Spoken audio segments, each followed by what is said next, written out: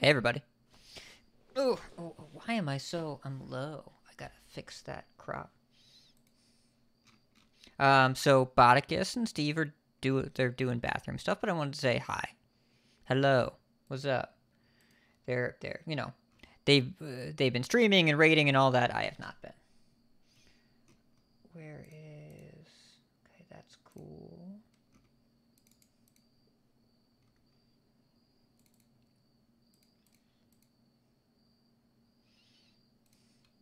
Low grade Lego. Number theories, thank you for the sub. Hello, Matt. Matt's having a good time today. Botticus is here. He was raiding, not streaming, but you know, raiding matters. Let's see here.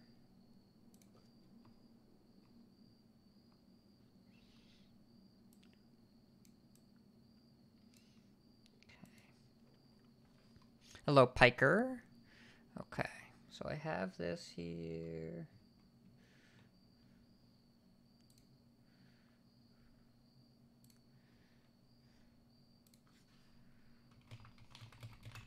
Thank you, Gray Lego.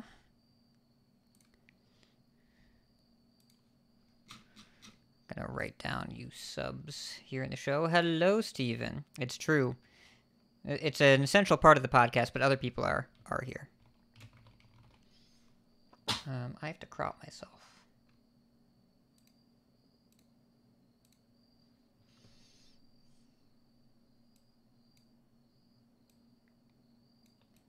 But they can hear us, so feel free to say hello. Hi, chat. It's me. It is you. I'm here. Oh, wow. I really need to adjust my camera crops. I see the top, like, corner of your head. Hello. I'm now also in Hello. chat. What's up, Steve? And can see what you say. Okay, I'm gonna move Botticus up a little bit here. There we go. That's better. Oh, thank you for the gift sub, Number Theory. Hey, Gray Lego. And then And Steven Sensei. I'm not used to being on the Lepton. receiving end of a Number Theory gift sub.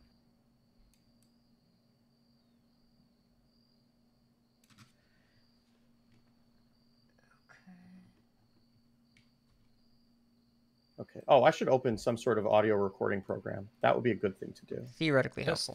Testing. Did my audio come out okay last time? I think so. You sound a little hot though. Am I high? Like loud, yeah. Like you sound like you're clipping a little bit. Okay. It's possible. Some settings. How did Number Theory has hit 2 of the hosts so far?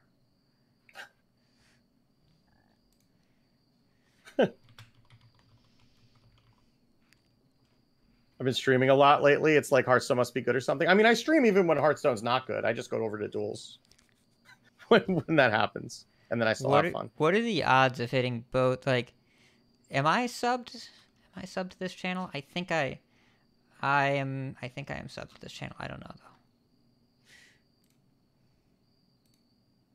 Yeah, I'm like, well, I mean, because like we're not giving money to ourselves, right? So, but yeah, that is kind of funny.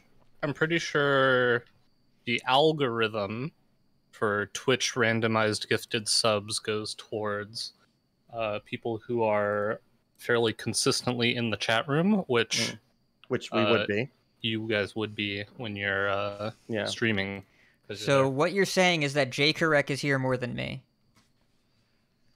But I also think it favors people who... I have no proof of this, but it favors people who have not been gifted a sub before, who have not subbed in the stream before. And then it also favors, if you've already been gifted a sub, you are very unlikely to be gifted a sub again later. But this is just nonsense theories. I'm just thinking what would make the most sense for them.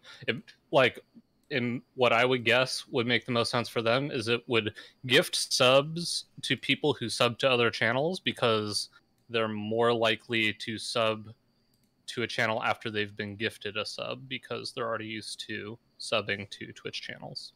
But that would be my guess. Your levels are also pretty hot for me. Yeah, sorry, I was in the middle. Am I okay? Because I think I was clipping the last like couple weeks. Let's see. Say some stuff. I'll say some things. I'll say stuff and things, and I'll keep saying stuff and things until you tell me to stop saying stuff and things. Stuff and things is actually hard to say repeatedly. Yeah, you can go down a little bit. Just a little bit. Okay. Is this any better? Yes, it is. Am I better now? I don't know if I'm speaking quieter as well, but It'll be turned fine. it down I mean, a notch. even if you clip a little bit, it's okay. But we'll just nudge it now. I'm gonna tweet. Is this the? Oh yeah, because the Discord volume is not the same as the recording volume, right? Nope. I mean, you want to turn down just like where your mic goes, period, so that it hits. Yeah, both. I know, but I went into. Oh, maybe I need to go into here. Because I went into control panel and it's not letting me change the microphone settings there. Are you using voice meter or just going straight into Discord? No, I'm just I ditched voice meter a while ago. Okay. Can't change it in the control panel. It's just grayed out. Yeah, it doesn't give me a slider. It's weird. Yeah, it is weird. Well, can you change I turned it down. I turned it down in Audacity. Yeah. Well, So, Audacity hits system volume. So if you can turn it down. Okay, then I changed it. Then I changed it, and then I changed the system volume. Then. Yep. Cool. There you go. But yeah, okay, we did it. We cracked the case. Okay.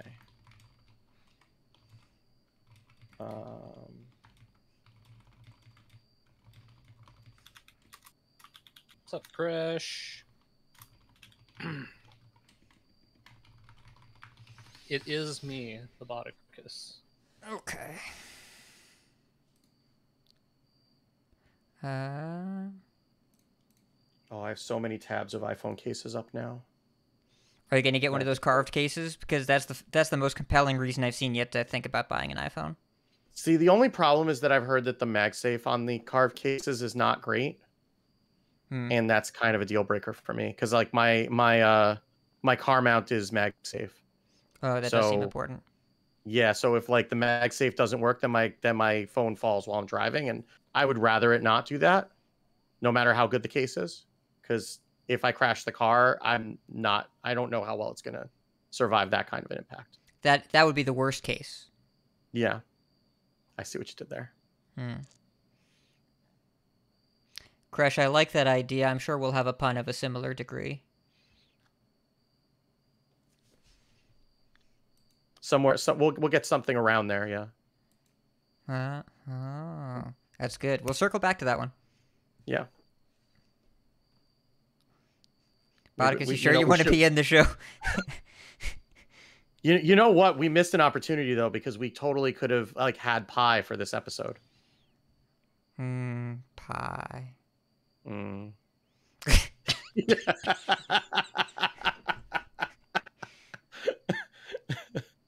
Live listeners get the special treat. We didn't even get to starting the show. It's starting early. It's 9 o'clock. We're later than usual, so we've been revved up, like we've been warmed up for a while. And Steve's been entertaining, and I had to. For that. No, it's okay. There are consequences for you for your behavior. All right, I'm gonna start recording because Steve is gonna turn into a pumpkin at like 10:30. Yeah. Oh, I actually was recording, but I'll stop and start again. Steven Sensei, there's more fun everywhere than PoE at this moment. Yeah. There are very few people having fun with PoE at the moment. Yeah. Well, PoE sucking has made it its way into my YouTube suggestions, which it doesn't normally, so it must be pretty bad. There's lots of anger over there. It's the vibe that I'm getting is remember how Year of the Raven felt for Hearthstone with Baku and Gen? I think around that level of sentiment. Yeah, it does seem very in the worksy. Yeah. Yeah, I quit day 0, Steven Sensei, if you can believe it. My understanding is that you have more hard drive space now. So we should be good for the recording. Yeah, there's more hard drive space on my computer than there was before. And it actually has very little to do with the league. and more to do with the direction that they're taking the game, which has always been the same direction. However, now I have another game that I can play that fulfills that space for me, that I no longer feel bad about not playing the games. Anyway, we don't need to. This is not a Path of Exile podcast. It is not. It is not a Pot of Exile. So, I'm recording. You're all recording. Botticus, you're recording? I am recording. I was not recording, but I am now recording. I was preparing to record. All right. You good? You ready? Set? Did I tweet? I tweeted, I think. I did tweet. Did I retweet? Did I retweet? I mean, you definitely tweeted. Did you tweet about the show is the question. Yes, I didn't retweet. I retweeted the show. I don't, But I need to retweet the show too. Okay, here we are. Well, now I've seen a very adorable Totoro, and now I want it. That's the mistake of going to Twitter. Steven, I believe Botticus is playing a lot of Lost Ark and also Hearthstone, which we're going to talk about in now. So, clap time. 3, 2, 1. 3, 2, 1. Starting the show in 5, 4, 3, 2. Shadows hide you. I am listening. Our paths converge. So good to see you. Hail to you. Never lose hope. Here for a chat. I hear you. It has only begun. Fight on, friend. Hello and welcome to episode 360 of Coin Concede, a Hearthstone podcast dedicated to making the competitive side of the game more accessible to you. It is Friday, September 9th at 9 p.m. There's a lot of nines. It's the evening. I am your host, Ridiculous Hat, joining you live from Gadgetistan, New York. From Karazhan, California, we have Botticus. Yo, yo. Yo! Edelweiss is traveling, doing some stuff, not in her home setup, so she gets a week off. So she gets time to enjoy the new patch while we talk about it. But we do have, from Northern Massachusetts and fresh off of his stream from earlier this evening, it's Wicked Good. Hi, happy Dreamcast Day. Oh, yo. Yeah, 99.99. Wow, that was 23 years. Yeah, it sure was. I got it sure one was. for I'm crumbling to Hanukkah. dust. I'm crumbling to dust as we speak right now. Yeah. Yep. 20. Yeah. All right, listeners, thank you for being here and alive. Thank you for all your support and your reviews. They'll really keep us comfort in the old folks' home. But yeah, thank you all for everyone for leaving reviews and for being our patrons and for being here and being our listeners and our viewers and our buddies. And yeah. We're happy to be here and talk about this new patch. We got to do the Friday patch thing, which is good because they patched Friday morning because of Labor Day, I guess. Very brave pushing a patch on Friday and a holiday week, but it's data only. They didn't. So before we get too deep in the show, listener, I want you to understand they were never going to fix the exclamation mark on your achievement log today. They were never going to do that. This is not a client patch. It's a data patch only. I understand your pain. We all feel your pain. None of us likes it, but it was never going to be in the patch today. The patch is in. So when they next ship a client patch, which should be either the last week of this month or the first week of the following month, it will be fixed. But I'm sorry, you are going to have to deal with that exclamation mark for at least 2.5 more weeks. What is it with games and having a notification bug happen? Because Lost Ark has had the same thing for the first 5 months of the game. For like it always said you have a new title, even though it's the same title every time. And it just now switched to a different notification. It's like a different one on the screen that's always there every time you log into a new character. What is it? Why? I don't know. I don't understand. Well, the developer, the engineer responsible for fixing this bug, who explained exactly what was going on with like a bad data source or something or other, said that even though he personally committed the fix to the next build himself, he also still checks it every single time he goes back to the main screen.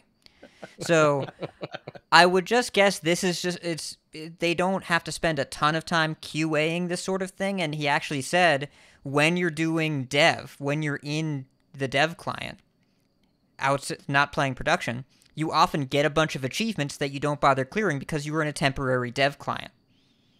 So you just are used to having a bunch of achievements there on a server and client version that will never see the light of day, that will just magically go away. So why go through and click to make sure the icon goes? Turns That out sounds we like found out hell, why. though. Oh, interesting. Doesn't that Okay. sound like terrible? It sounds like one of the outer layers of hell. If you Like, get just to having play a future notification that never Hearthstone goes all the wrong. time, It's like a Faustian bargain, though. it's I'm sorry, what? A Faustian bargain, like a deal with the devil.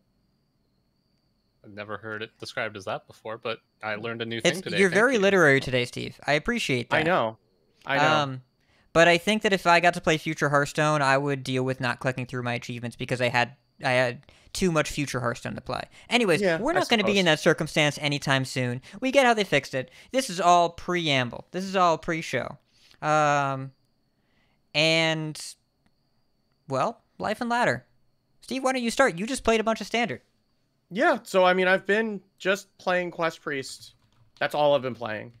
Like when THL, because of the Friday patch, just basically postponed the week. So I had no reason to try to learn anything else. So I've just been jamming Quest Priest. I played that up to Legend last weekend.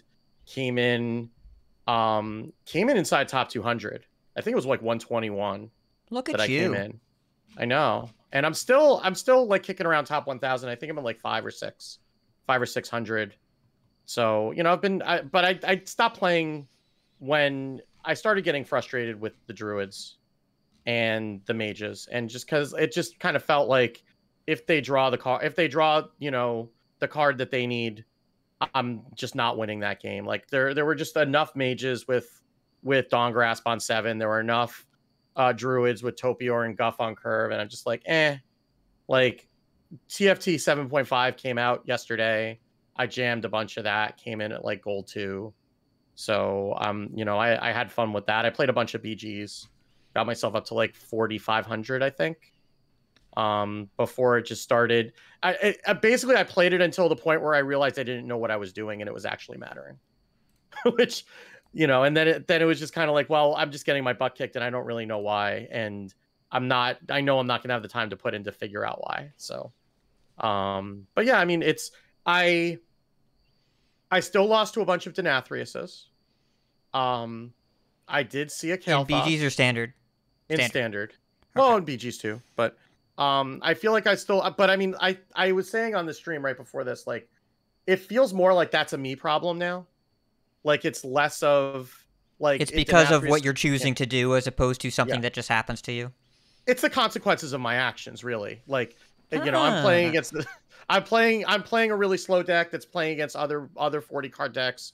There's more Renathal than there was before, so I'm losing to those things that are able to do that. Like I've lost to a Denathrius after against a 40 card Demon Hunter after identity thefting a fully infused Zymox and Theataring a fully infused Zymox. Still lost to Denathrius. I lost to Denathrius Shadowstep Denathrius from a Thief Rogue. and I realized afterwards Denathrius isn't the problem there. Shadowstep's the problem there, as it always has been. So that's Botticus, I see you've noticed not much has changed. Nonsense. Not much has nonsense. changed.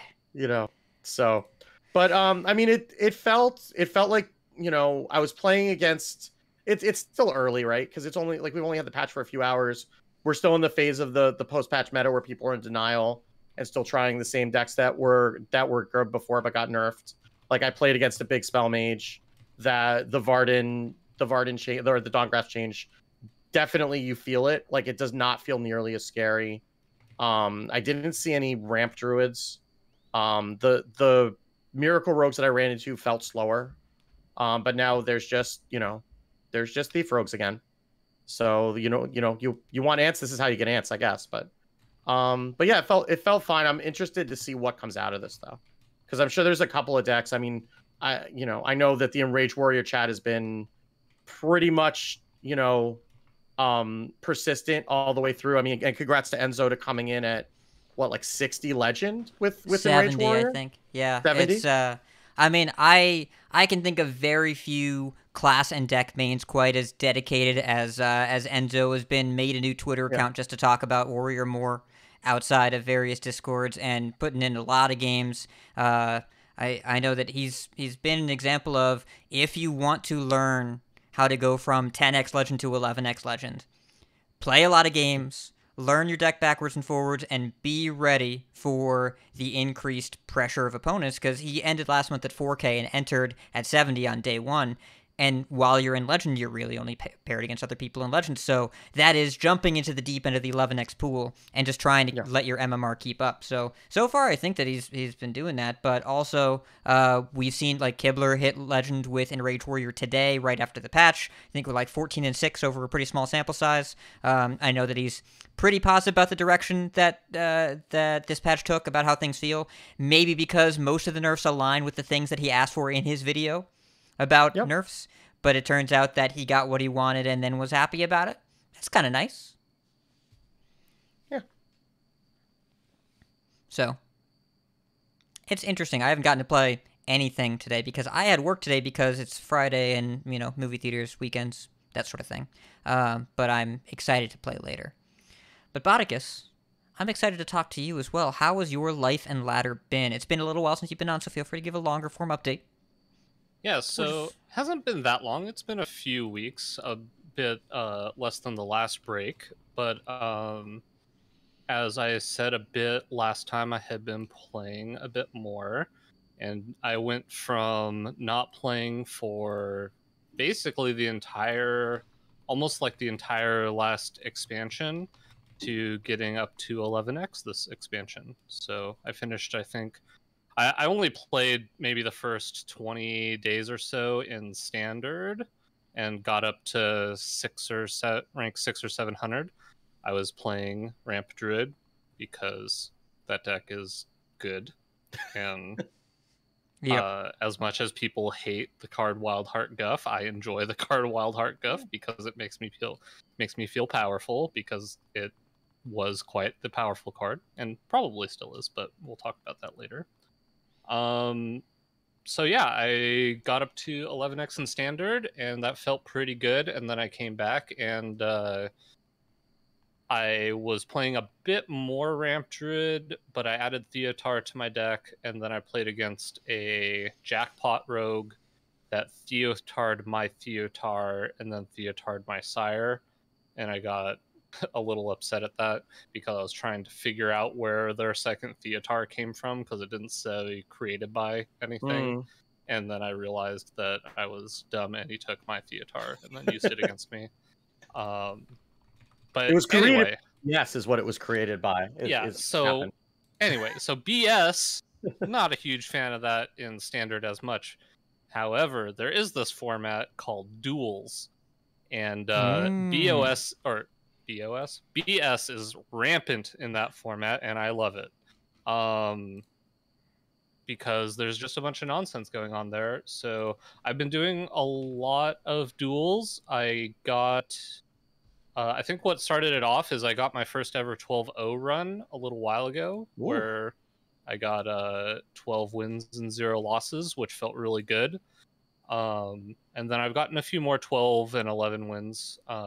Since then, my rating is 0 in casual. Still have not played a single match in casual. And then I am 7850 in competitive or heroic? whatever. Yeah, heroic. Yeah. It's pretty good. Which I think is pretty good. It's very good. And I just love that format. It's a lot of fun. You do a lot of busted stuff. A lot of busted stuff happens to you, but I don't know. It's just a bunch of cool things are going on in that format. And as we saw today, there were a ton of changes. And I'm actually wondering, I said this in Discord, but I'm wondering if I'm playing the slightly weaker decks, because basically none of my cards got changed in the decks that I try to play all the time. Oh, so they nerfed a whole bunch of stuff and none of it was what you were doing? They nerfed one card that I play, which is Shadow Word Void, I think. And that card just gets discounted by passive treasures and mind palm reading anyway. So like I don't feel like I'm gonna feel that nerf almost at all. But I definitely all of the nerfs that happened, I see that a lot. I see all of those cards a lot. So it makes a lot of sense to me, and I'm excited to talk about duels a bit later in the podcast. So yeah, just I wanted to push for 8K this week or for the podcast today, but I got a few runs with decks I wasn't super thrilled about, and so it's harder to get motivation to play. And also you have to get 12 wins to get 100 points or whatever. So even though I'm pretty high ranked at 78 something, it still would have been I would have had to get some really good runs in there. Does that reset monthly, or is that just reset with the new expansion? It hasn't reset in a while. Oh, okay. I don't know when the last time it reset is, but it's been a while. But I'm holding my own. I see. If you look at the website, if you just type in like 12 wins duels decks and hearthstonedecks.net. Yeah, it seems like a lot of the decks or a lot of the people who are posting 12 wins are in the 6 to 7K range, but I've seen upwards of 8.5, and there's one person posting that's like 9K rated. So there's some savages in duels. And, yeah, I just saw the most recent one is from someone with 9866 MMR. 9866. That person's. That's a lot of going duels. off. Yeah. But yeah, the format's super fun. Yeah, I don't understand why they don't just post a leaderboard for that. Like, if you have MMR, why we don't have a leaderboard for that format like every other one? I think Matt London said, "Watch this space," which is a pretty Matt London-y thing to say. I don't have the tweet in front of me, but I know that he was asked, and I know that the answer was vague and enticing. So,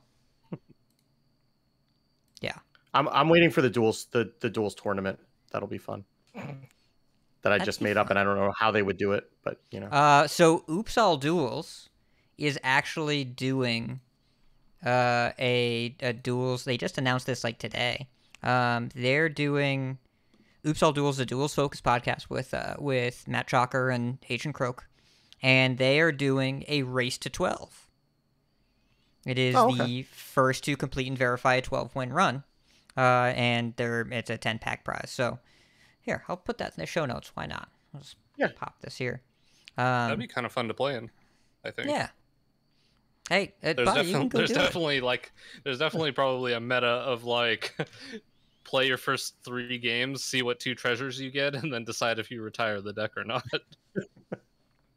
I literally had I dislike playing aggro so much that I had a 6-win. I was 6-0 with an aggro rogue deck, and I just wanted to retire the deck. I just was like, I'm 6-0, but this just doesn't feel good to play, and also aggro just gets worse as you go on if you kind of have mediocre, if you get mediocre buckets and mediocre treasures. And I ended up going 6-2 and retiring. I was like, all right, I got my 2 losses. I'm done with this. Well, as for me, I've been battlegrounding. Just a lot of BGs all the time. Like I clawed my way back in 11X like I talked about last week. And then I just haven't really felt a strong need to play standard. I've messed around a little bit in wild when I've had class-specific quests I need to clear. There's an Edwin rogue that was pretty gross, that played both old Edwin and new Edwin. It didn't even bother with Maestra, because it plays Arcane Giants instead, because those don't end up costing very much.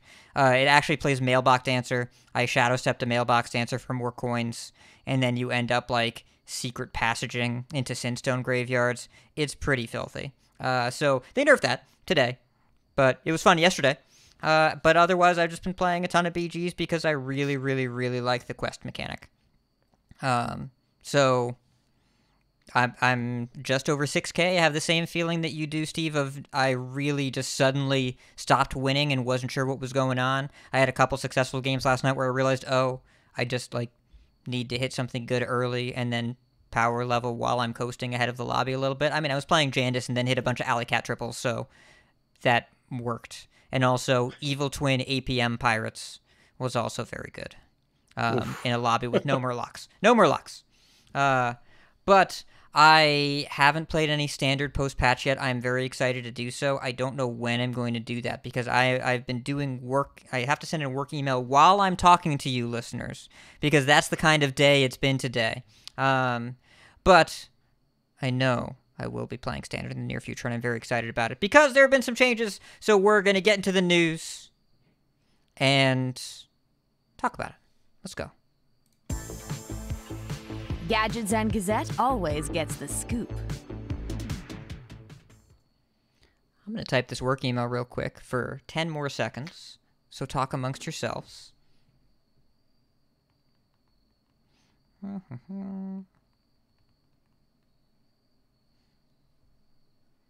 It's always fun getting the work email that you have to respond to in the middle of streaming. That's happened to me too. It's always fun.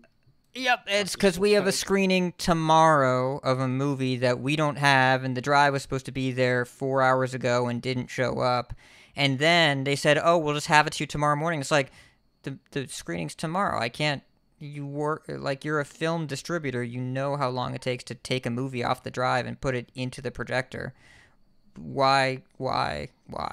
So, anyways, marking this all down.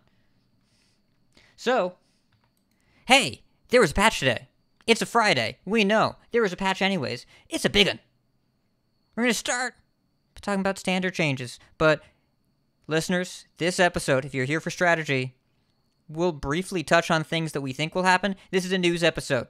It's all news. Don't even think I have one piece of tiny tournament news at the end. But it's all news. All of it. And then feelings. So, we're going to start standard card updates. I will point out, for you audio listeners out there, the top of the patch notes has a picture of Guff. They know what they're doing. So, patch 24.2. Tech even invoked the "It's time for you to go" meme with Guff on Twitter today. So yes. So, to start with, dev notes. Our top priority this patch was to make the meta feel more stable and more diverse. For that reason, we focused primarily on making a moderate number of high-confidence changes this patch. We expect there will still be room for adjustment after this patch settles in, but we'd like to take the opportunity to see where these changes land before making further changes. High confidence. We know what we're trying to hit, and we expect these changes to hit that thing. That is what high confidence means. This is not an Edwin buff. This is not. These are not changes where they're not sure how it's going to go. They kind of know what they're doing with this, and I think it's pretty clear where they're going to land. Yeah, and they use the phrase "high confidence" several times over the course of these patch notes too. So I mean, it's definitely.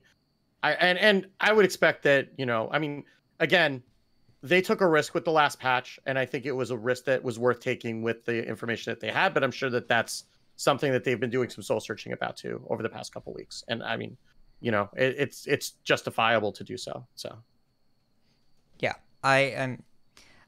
It's when you're a game designer, you don't want people to be unhappy playing your game, and I would guess that the direction the last patch went in was at odds with what they were hoping for. But early reports indicate, hey, maybe this is okay. It's still very, very early patches today, so we don't know what's going on, but early reports are maybe this patch is okay. So, to start with, Guff.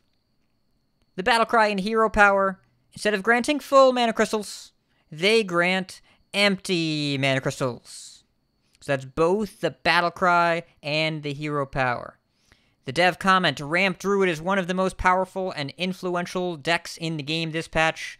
Guff was the clear power outlier for the deck, so change to Guff was the highest confidence change we could make. We still expect Guff to be a playable card, with an important role in these strategies, but we hope that this change will make it feel like there is more of a cost to ramping than there was previously. Steve, you're going to be my reporter on the ground because you actually played Standard today. Did you see any Guffs? I saw 0 Guffs today. I saw 1 Druid, and it was an aggro Druid. So I don't know if this is better or worse, but if the effect was to reduce the play rate of Ramp Druid, so far mission accomplished. Because I did not see any today in 2 hours. I mean, 2 hours of playing Quest Priest is like 5 games, but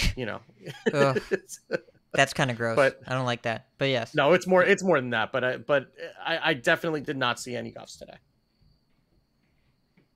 Yeah. But I did hear rumors that the Guffs that are out there are now going back to Celestial alignment. So, but I mean, that's not, at least it doesn't affect the opponent anymore. So, Oh, yeah.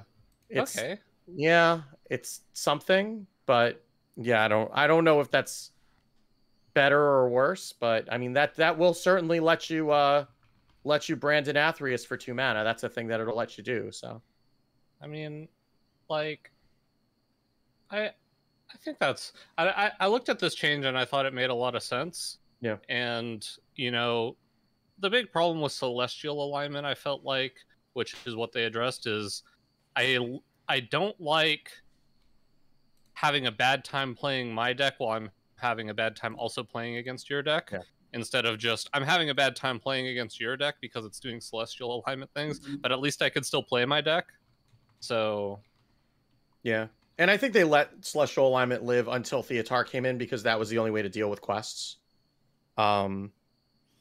Is to just make it so that it was going to cost 5 and it's going to be 3 or 4 turns away. But I think that, like, the empty mana crystals, both on the battle cry and on the hero power, it slows it down a lot, because you would just float 1 mana, and as long as you were planning your turn ahead and you knew that you were going to float 1 mana, then you would press the button and then you would get another mana crystal, and eventually you get there. This makes it an actual choice. Am I going to spend 2 actual mana getting a mana crystal, or am I going to use that playing things? And they've nerfed enough other things in Druid that that's an actual choice, right? Like, am I going to do that, or am I going to play Miracle Growth and Earthen Scales? That's a legitimate choice. So, and if you're able to make that choice less, then it gives the opponent more time to be able to get ahead of you, and before you start getting to 20 mana and doing broken things. The Guff with 6 mana, playing Guff and hero powering, no longer a thing. You have to have 7, and you don't get any extra left over. If you're on 8 mana, and you have the choice between Guff, hero power, and Scale of Onyxia, what do? You actually have to think about that now. And the more time with shields down, if you go Scale of Onyxia on 8 mana and float 1 without hero powering, you are that much further away from, if pre-patch, you would go to 9, you would go to 10 the next turn, and you would devour or innervate Earthen Scales. You're 1 turn away from that if you want to play your Scale. I think it's reasonable, and again, we're way too early for any kind of stats or whatever, but keep in mind, I want to make sure everyone's aware that don't listen to the rhetoric here about Ramp Druid being unbeatable. The go wide decks absolutely crushed Ramp Druid. That's why Aggro Druid was so popular. That's why various priest decks were the minion priest decks. Naga Priest was really, really good against Druid. The Boon Blessed Priest was not bad. It was worse, but it was not bad. Because its Druid just didn't deal with that kind of early pressure all that well. But it could Starfish just fine. And it could deal with 1 big minion at a time just fine. So the go wide decks were fine. They didn't deal all that well with the Mage Freezes and Nobles.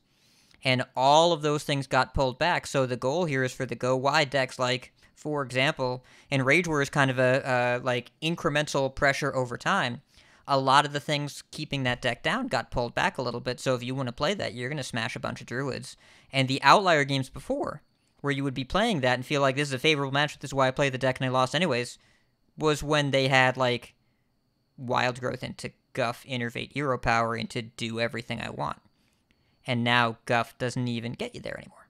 So I am cautiously optimistic here. I think it's a smart change. I think it's a pretty big impact. Bigger than it might initially seem, because you will be behind a couple mana crystals at the same point in the game, and that's a big, big deal. Well, that was the whole deal with Guff, is that every hero power was paying for the next hero power. Yeah. You would hero power a mana crystal, and then you would just make it up next turn by being able to hero power another mana crystal. So now it's very much a more conscious choice whenever you are hero powering, which I think is good. And you still get to do busted 20 mana stuff, which eventually it's just gonna take you longer to get there, so you're gonna have to play more cards that allow you to get there, and it's gonna be more, it's gonna feel better, I think, to play against, where you can put pressure more on the druid and have it feel meaningful, because they're accomplishing less on their turn because they're not able to hero power do something else as much until it kind of gets out of control. So pressure is going to feel more valuable, and it's going to feel like the druid's doing less, which I think is probably most people's biggest gripe about druid, is that it just felt like ramp, and then just every turn they're just doing so much stuff and then also not dying. So now they're either going to be dying or they're going to be trying to get ahead, or they're either going to be dying and trying to get ahead,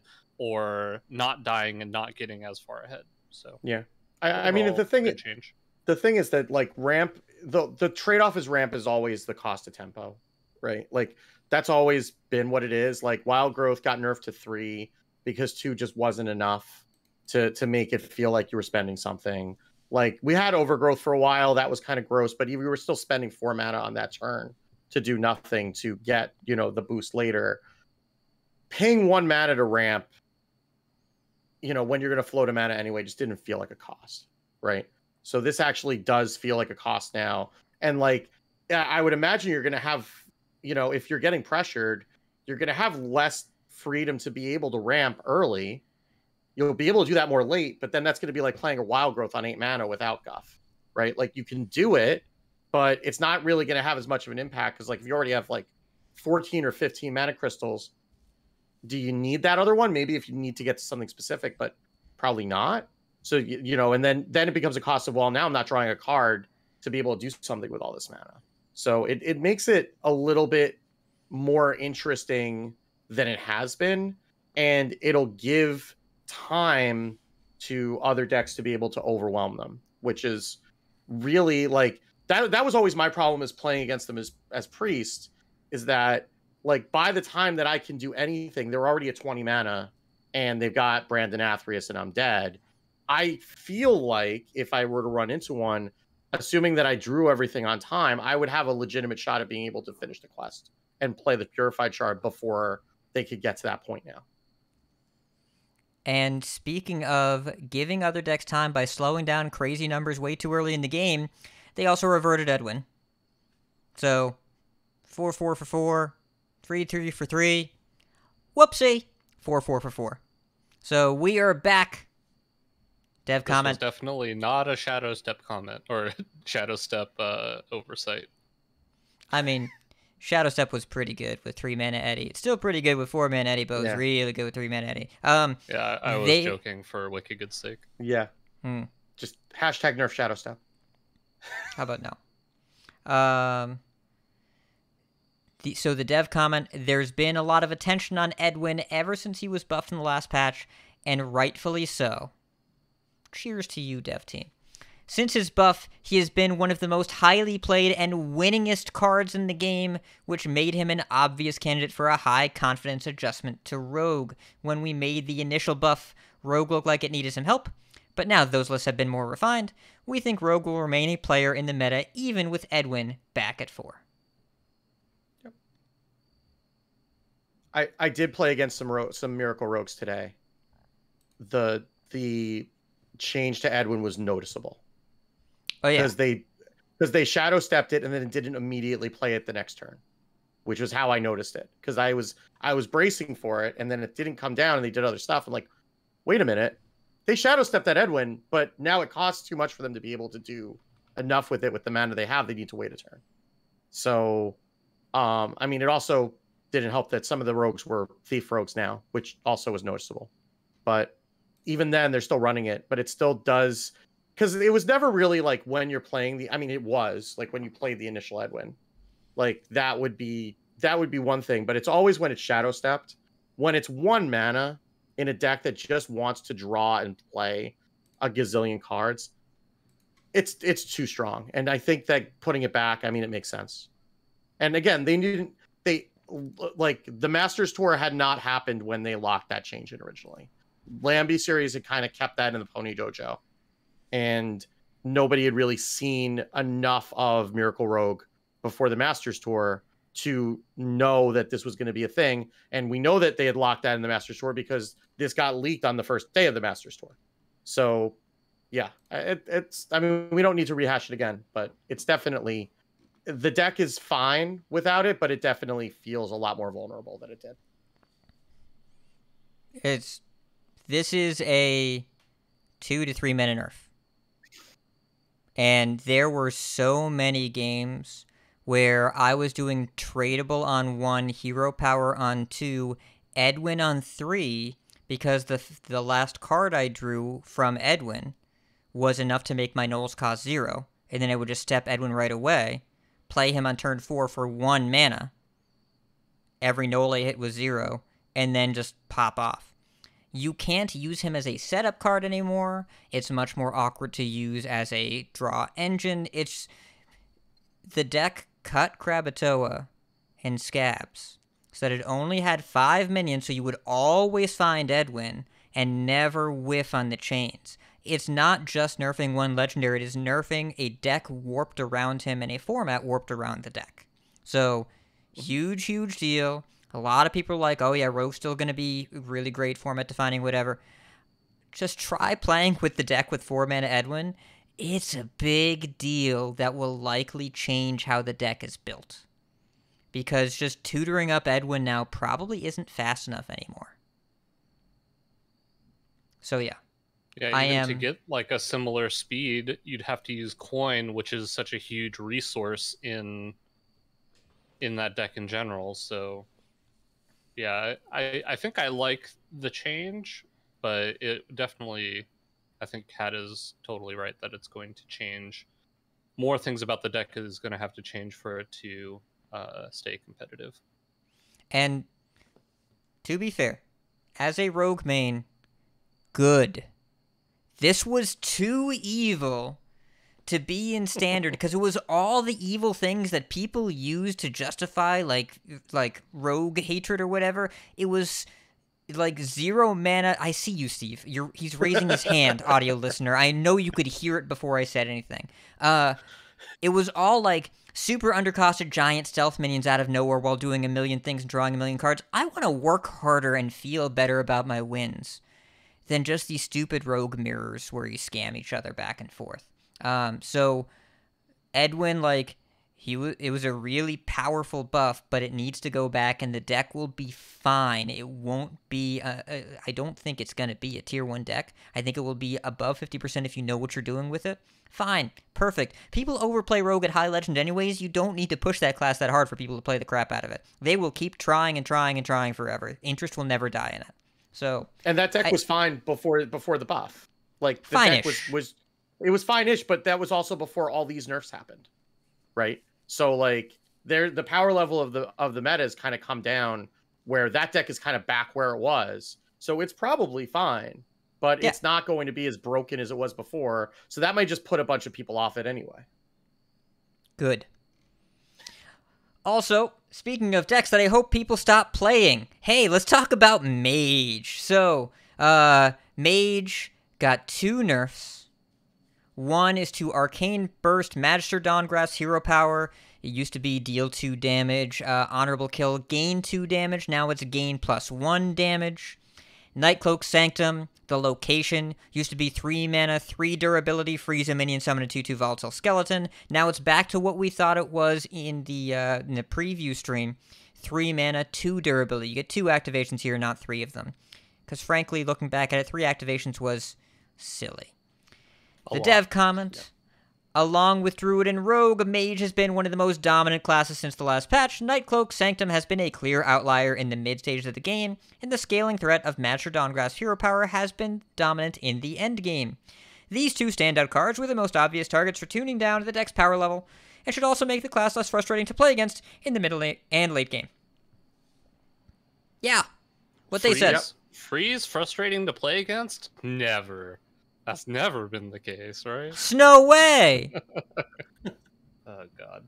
What didn't they change Dawn Grasp before? Yeah, they Didn't buffed it from buffed 8 to Dawn 7. Grasp. But that was they buffed it from 8 Okay. to 7, but that was when we were not playing minions in Mage.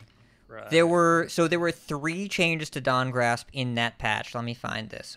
So Dawn Grasp was in the big the Christmas patch right the day after Worlds for Alterac.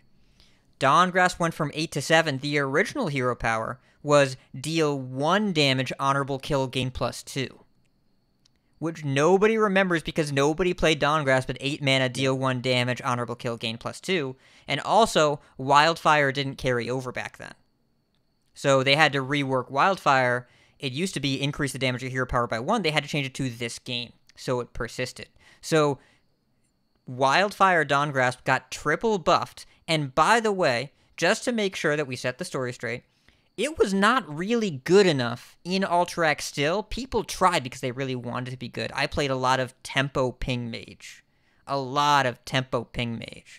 And it didn't become relevant until Rotation and Spitelash Siren. And then they nerfed Spitelash Siren. And then it became irrelevant again until they printed Nightcloak Sanctum and a bunch of like skeleton stuff and Frozen Touch and Big whatever. Spell Mage existed before Didn't play Wildfire. No, it didn't play Wildfire, but it was in that deck, and it was a. It did play Dawn Grasp. Yeah. Yeah. Yep. But importantly, you needed decks that played minions because sometimes you need to ping your own minions in order to get the hero power buffed up. And in decks like Quest Mage, that just didn't happen, so it never really got buffed up. So, but yeah, this is. I did play against a couple mages. This feels very different. Like the scaling is not nearly as scary.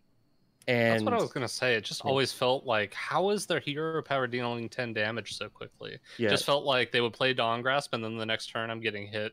I hit in the dome for 10 damage with the hero power. And it well, because I mean, I'll tell you, because they had a skeleton, so they ping their skeleton, and then they have the pirate who draws a spell that's got 4 health or something else. They ping that, or your opponent isn't paying attention and plays into it, right? So now we're at 6. And now all the minions that you want to put in the way, you can get them down to 6 health a lot of the time. So, all of a sudden you're at 8, you're at 10, right? And then once you're at 10, like you're chunking down a quarter of their health every turn, because if your opponent cares about your hero power at that late in the game, they're probably playing Renathal. I can definitely tell this is a priest player point of view whenever you're talking about them pinging their own minions. This definitely feels like a priest point of view. Well, no, because you can play around it, right? Because like you can play around it and do things to not play a minion that's going to get down to that health level. But if you can ping your own minions, then it doesn't matter how much they play around it. But it's like you really have to use Reckless Apprentice and really chain it, really set it up in order to get a big hero power now. Because just doing it like killing 1 minion a turn by pressing the button, it doesn't go nearly as far, and it's not going to get to the point where it's actually going to make a difference for a while, unless you're setting it up with a good Reckless Apprentice turn. Yeah, it's twice as much work. Yeah, it's nerfing something to be twice as much work has historically made a big deal. I'm happy about these changes. Like Mage still has the ability to annoy the hell out of me with. They didn't nerf Solid Alibi, didn't nerf Blizzard, Parrot, whatever. But Sanctum kind of compounded all that because you would have a couple extra free freezes laying around to the point where you didn't need to use your mass freezes, and now those will be more pressured. So, hopefully the decks get worse. Big Spell Mage made out better here than Spooky Mage did. Fine. I think actually 30-card Spooky Mage is still kind of okay. So I don't know about that, because like Big Spell Mage, like again, Sanctum was really good. Sanctum was really good. Sanctum was very good, but also like you can just run Big Spell Mage out of threats, right? Like if you can, like there were a few games, and this is not just me as a priest player, but like looking at like Grandmaster's Last Call, there were a few games where both players were playing Big Spell Mage, neither of them drew Dawn Grasp, and it was just like watching two people with wet noodles like slapping each other for like 10 turns. So like because like once they got rid of the dragons, there was nothing left, right? Like Ruin the Archmage doesn't usually generate any threats unless, I mean, maybe like a cold case or something like that. But it usually doesn't, unless you actually hit an amulet. It doesn't generally generate threats anyway. So like you can just, if you can get rid of the parrots and get rid of the dragons, like you can, and you know, in a mirror that'll happen, then you just are out of stuff. And if that hero power doesn't scale enough, then that could be a problem. And yeah, as far as the sanctum is concerned, like I think the mages are actually going to have to save them to freeze minions and not just use charges on things that are already frozen or that don't matter just to get skeletons. Or your own minions. Or your So own many minions, times yeah. you're just like freezing your own minions because you're like, Right. I have so many charges, it needs to be off the board. Now who's the priest player? So, since I'm in a priest player sandwich here, well, I guess you'll both be glad to hear they actually nerfed the first stage of the Hunter quest line from 2 spells to 3 spells. So it now takes 7 total damage spells instead of 6 to get the quest online. And the first phase, which is the one that lets your hero power target minions, now takes 3 spells just to get off the ground. So there's going to be more of a vulnerability to aggressive decks, to minion decks. Some people were talking about, why didn't they just make the second stage cost more? This makes it worse against aggro. Yes, that's why. They want it to be worse against aggro. They want it to be a worse deck. So, the dev comment: Quest Hunter is a frustrating deck to play against and was poised to be a powerful meta contender after the changes to other classes. This changes to both address the deck's current state and anticipated relative power level after the patch. If this ended up being, after the nerfs, a Quest Priest Quest Hunter meta, I don't know what the discourse would have been like, but it would have been bad. People would have been throwing runestones at the developers, I think, if that was happening. Yeah. Isn't it the opposite? They're It's- not yeah, throwing well, any runestones because they're not buying any. I don't know. They're pointy, you know. Yeah. But yeah, there's it's, definitely a joke about a glass house involved here, but I Yeah. don't want to pay for it. Hey, I mean, a good foresight, I think. Because yeah, I mean, one spell feels like it's going to be the difference between turn 6-7 and it's going to more likely be 7-8. Because that used to, I feel like whenever I played against Quest Hunter, the pattern was spells and then turn 6 spell Tavish, or sometimes you don't have the 1 cost spell, so you go turn 7 spell Tavish and get it. So I think a lot of times this is going to end up being adding a turn to the deck, which obviously makes it more easily beatable by aggressive decks. Yeah. And if you think about like what's not getting nerfed here, right? Like Shaman and Priest. So like Yep. if Control Shaman is going to be the thing again, I just saw Meaty posting that he's got a high rank with Control Shaman. So if Control Shaman and Quest Priest are going to be the decks in the meta, like Quest Hunter is the natural counter to that. If it's just as good and it becomes a Quest Hunter, so Quest Hunter, Quest Priest, Control Shaman, like, yeah, exactly. Like nobody's going to be happy with that. So I think it does make sense. And people just don't like playing against Quest Hunter in general. It's been like, a year. It's been a year of it. It's been a while. Kibler's leading the charge, but there's a lot of from hand. The from hand stuff. The 3 biggest from hand kills in the format. Dawn Grasp got nerfed. Quest Hunter was going to be one of these and got proactively nerfed. And then Bran, Kael, Denathrius. One of those got nerfed. People are going to say, oh, blah, blah, blah, you can still Bran, Denathrius, and Druid. I know you can. Sometimes if you let the late game deck get to that much mana, then you're going to die. That's what's going to happen to you. But it's going to happen a lot less often, and if you want to beat it, try playing Iron Deep Trog. Great card. Big fan. There are other ways around it, but sometimes a late game deck is going to kill you when they get to 15 or 20 mana on turn 27. Whatever, I don't know. But they pulled back all of the from hand game enders to some degree. They didn't kill any of them, but they pulled them all back a little bit. They had to do it here because if they pulled back just Bran, Kael, Denny, and Dawngrasp but left Quest Hunter, a lot of people would say, well, the only way to deal with this meta is Quest Hunter, and we don't want that. Yeah. So yeah, Speaking of which, Who could have seen this next one coming? I wonder who. it's one of the three of us, and it's Botticus wasn't on the show recently, and it wasn't me. Yeah. It was. I it mean, was this Steve. wasn't the change I thought it was going to be, but it's good enough. Yeah, same. I mean, I'm more talking when this card was printed. I was like, hey, we have precedent that a card like this probably gets nerfed, and probably Yes. gets nerfed multiple times. This got nerfed in a different way. This is Kael'thas Sinstrider. Used to be 6 mana, 4/7 every third minion you play each turn cost 0, and now it's 8 mana, which is more. So, the dev comment, Kael'thas, Bran, and Denathrius have appeared together as a package in a variety of decks. To address the specific interaction between these three cards, we felt the best solution was to add 2 more costs to the Bran Kael'thas combo, so they can't be played with 10 mana. We preferred to change Kael'thas over Bran because Kael'thas is being used primarily for things like this combo, while Bran has other interesting use cases too. I have had a lot of discussions since this format started of people are like, Bran always causes problems. Does he? What problems has he caused? Too much In the fun past. being had. That is true. That was a big problem with Bran in the past, but he hasn't unbalanced any metagames because he would have gotten nerfed back then. But he didn't. I mean, sometimes it's one-sided fun, but generally it's quite a bit of fun for one person at least.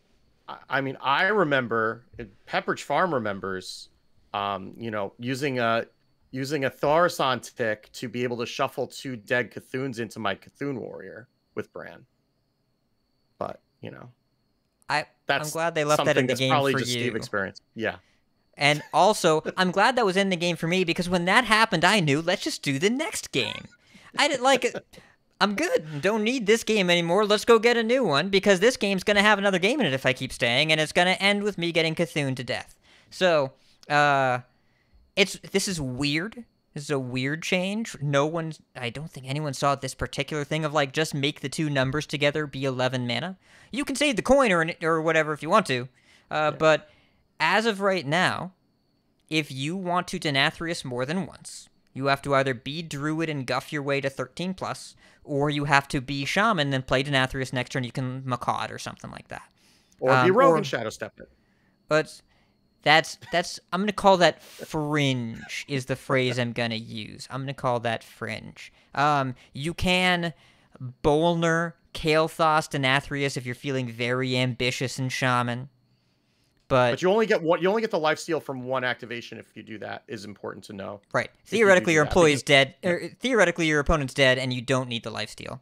Your But sometimes you employees- do, yeah. Your employees. It must have been a real rough day for you. I'm sorry for whatever happened to you. My today. life has been That's stolen. brutal. My life has been stolen. So, okay, we're gonna keep it. We're gonna pull it together. Pull it together. All right. So, Yeah. So, your opponent is theoretically dead at that point, which means you don't need to worry about the lifesteal. But I don't envision Shaman continuing to play Kael'thas at 8 because it's so narrow. I did see one Rami94. Yes. I got asked about this so many times on my stream. Go ahead. Tell us about. No, you explain this. Okay. Explain this to us. So I got, and Rami is playing Kael'thas in Quest Priest because what you can do is you can play Kael'thas to finish your quest, then play a 2-mana minion, and then immediately play the quest reward so that they can't Theotard out of your hand. That is a thing that he did. I'm glad that he got to do it and got photographic evidence of it because given how few 2-drops you run and the fact that you run more 8s than 7s, and usually the 7s are the cards that you're waiting for. So the odds of you so you're either just waiting with that whole combo in your hand forever, or you just happen to hit everything on curve anyway, in which case your opponent's less likely to have Theotar. Like, I got asked about this several times on stream, and it just seems like it's cool. I'm glad he got to do it. I don't want to put as many 2-drops as I need to put into that deck in order to get this to happen. But it is something that it's different because it used to be 6, so you couldn't actually finish the priest quest with it, where now you can. But it's, it seems to me like it's cute. I would I'm happy to be proven wrong if that's the case, but I can't imagine that being the way that we want to go. Is no one else wondering why this didn't get changed to 7 mana and third minion costs 1 mana? I don't know that there's been like any precedent or anything for that in any other card that's been printed in Hearthstone's history. I thought it was going to be every other third minion you play costs 0. Right, so not counting itself. So that was the way I thought they were going to nerf it. Okay. I'm guessing what they did is change just the mana number in the corner so you don't have to rewrite any scripts. Yep. And that's easier. Just make the number, just make one change instead of 2 to 3 changes. So. Yeah. But either way, it's a lot harder. It's a lot harder to break something if you just change the mana cost. And also, this card is going to be a lot harder to break because it seems kind of dead. Seems kind of. I mean, we know he's dead. He's in the Shadowlands, but like it seems kind of unplayable. Yeah, I mean it's, and I saw some people who were saying complaining is probably the wrong word, but just like upset that it had to die for Denathrius' sins, and it's like, no, the problem it was going to be a problem regardless. Like it was leaving too much mana over for other minions to be played. So now you specifically have to use a 1-drop or a 2-drop with it in order to get it to do whatever you want to do. And it's not dying for brand sins. It's just that 6 opened up too many possibilities when this is supposed to be a deck building challenge. So I'll summarize really, really briefly. Don't nerf payoffs, nerf engines. If you want to stop dying from hand, nerf the thing that lets you kill from hand, not nerf the gun, not the bullet. You gotta pull back the thing that makes other stuff cost 0. I mean, one would argue that's probably Bran, not Kael'thas, but that's a different discussion for a different day. So, you know what I didn't see coming, but Edelweiss sure did. Smothering Starfish from 3 mana to 4 mana. I think in Edelweiss's honor, you need to read the dev comment in the same voice that you read Edelweiss's tweet in. If you insist. All right. Do I have any pent-up frustration from today that I can use? Why, yes, Steve, I do. Why don't we just... All right. Smothering Starfish was living up to its name a bit too much. The goal for this card was for it to be a strong tech card, but the cost to include it in your deck was so low that it was acting more like a staple than a tech card. While responding to specific meta forces, Starfish was unintentionally snuffing out a variety of underrepresented decks. We think this adjustment will still allow Starfish to be used as a powerful tech option, but will make it less generically ubiquitous. Kind of hard to sound angry at the last part. Yeah, the last part's not really salty, but the rest of it sure was. And okay, I like these patch notes. They're good. You two might understand this more. What deck? The only deck I can think of right now is like Naga Priest. But is there another deck that I'm forgetting of that Starfish was stamping out of the meta? Enraged Warrior and any Paladin deck. Yeah. Oh yeah, Paladin. That whole class that doesn't exist. I played those decks. Yeah. I played those decks for a while. I guess Mech Mage to a lesser extent too. I mean, there's a lot of that. Yeah, because I mean, you have whatever the 2-drop is who grows whenever you play a mech. I mean, it's just kind of like splash damage, right? Like it's not like that probably just died from Renathal, honestly. Now that I think about it, because it's really relying on like Mecha Shark to get through, and if that's 10 more health, it's probably just enough to kill it. But all the silences don't help. I mean, Death Rattle Demon Hunter does. I mean, it's really relying on getting to Brandon Athreus anyway, or it was, and that still can, as long as it hits one of the pieces off of a relic. But I'm sure it's not happy to see Starfish either, so that'll make that a little bit better. Yeah, it's the thing about Starfish is this was kind of the card that punished you for experimenting. The 2 cards that seemed to punish you for doing something that was a little bit below the meta's power level. There were 2 cards. They nerfed one of them. Starfish and Theatar. Right? Because when playing Enraged Warrior, I would get Starfish and all of my Anima Extractor buffs would go away, and I would have 1 card left in hand. It was a giant Grom. and it was turn 5, and then they would take it because they had one card in hand on turn 5 and turn 6 and turn 7. They're like, well, that's probably pretty good. Let's just go borrow that. And they would give me a Piranha Swarmer or whatever. And the fun thing I was trying to do in my slightly underpowered deck with no draw was just not there. It was my opponent's now. So I'm glad that they hit Starfish. There is conversation about Theatar later. Don't worry, we have dev tweets.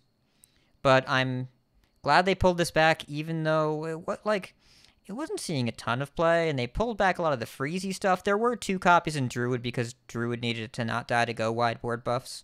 And I'm glad that this is now competing with Seedsman in the same mana cost. Like, you have to, again, make choices about how you're spending your mana. I expect this card to drop and play. And thinking about it, going back to a point that I thought about with Defend the Dwarven District but never made, they nerfed the play rate of Defend the Dwarven District at the Hunter Quest because people are going to dust it.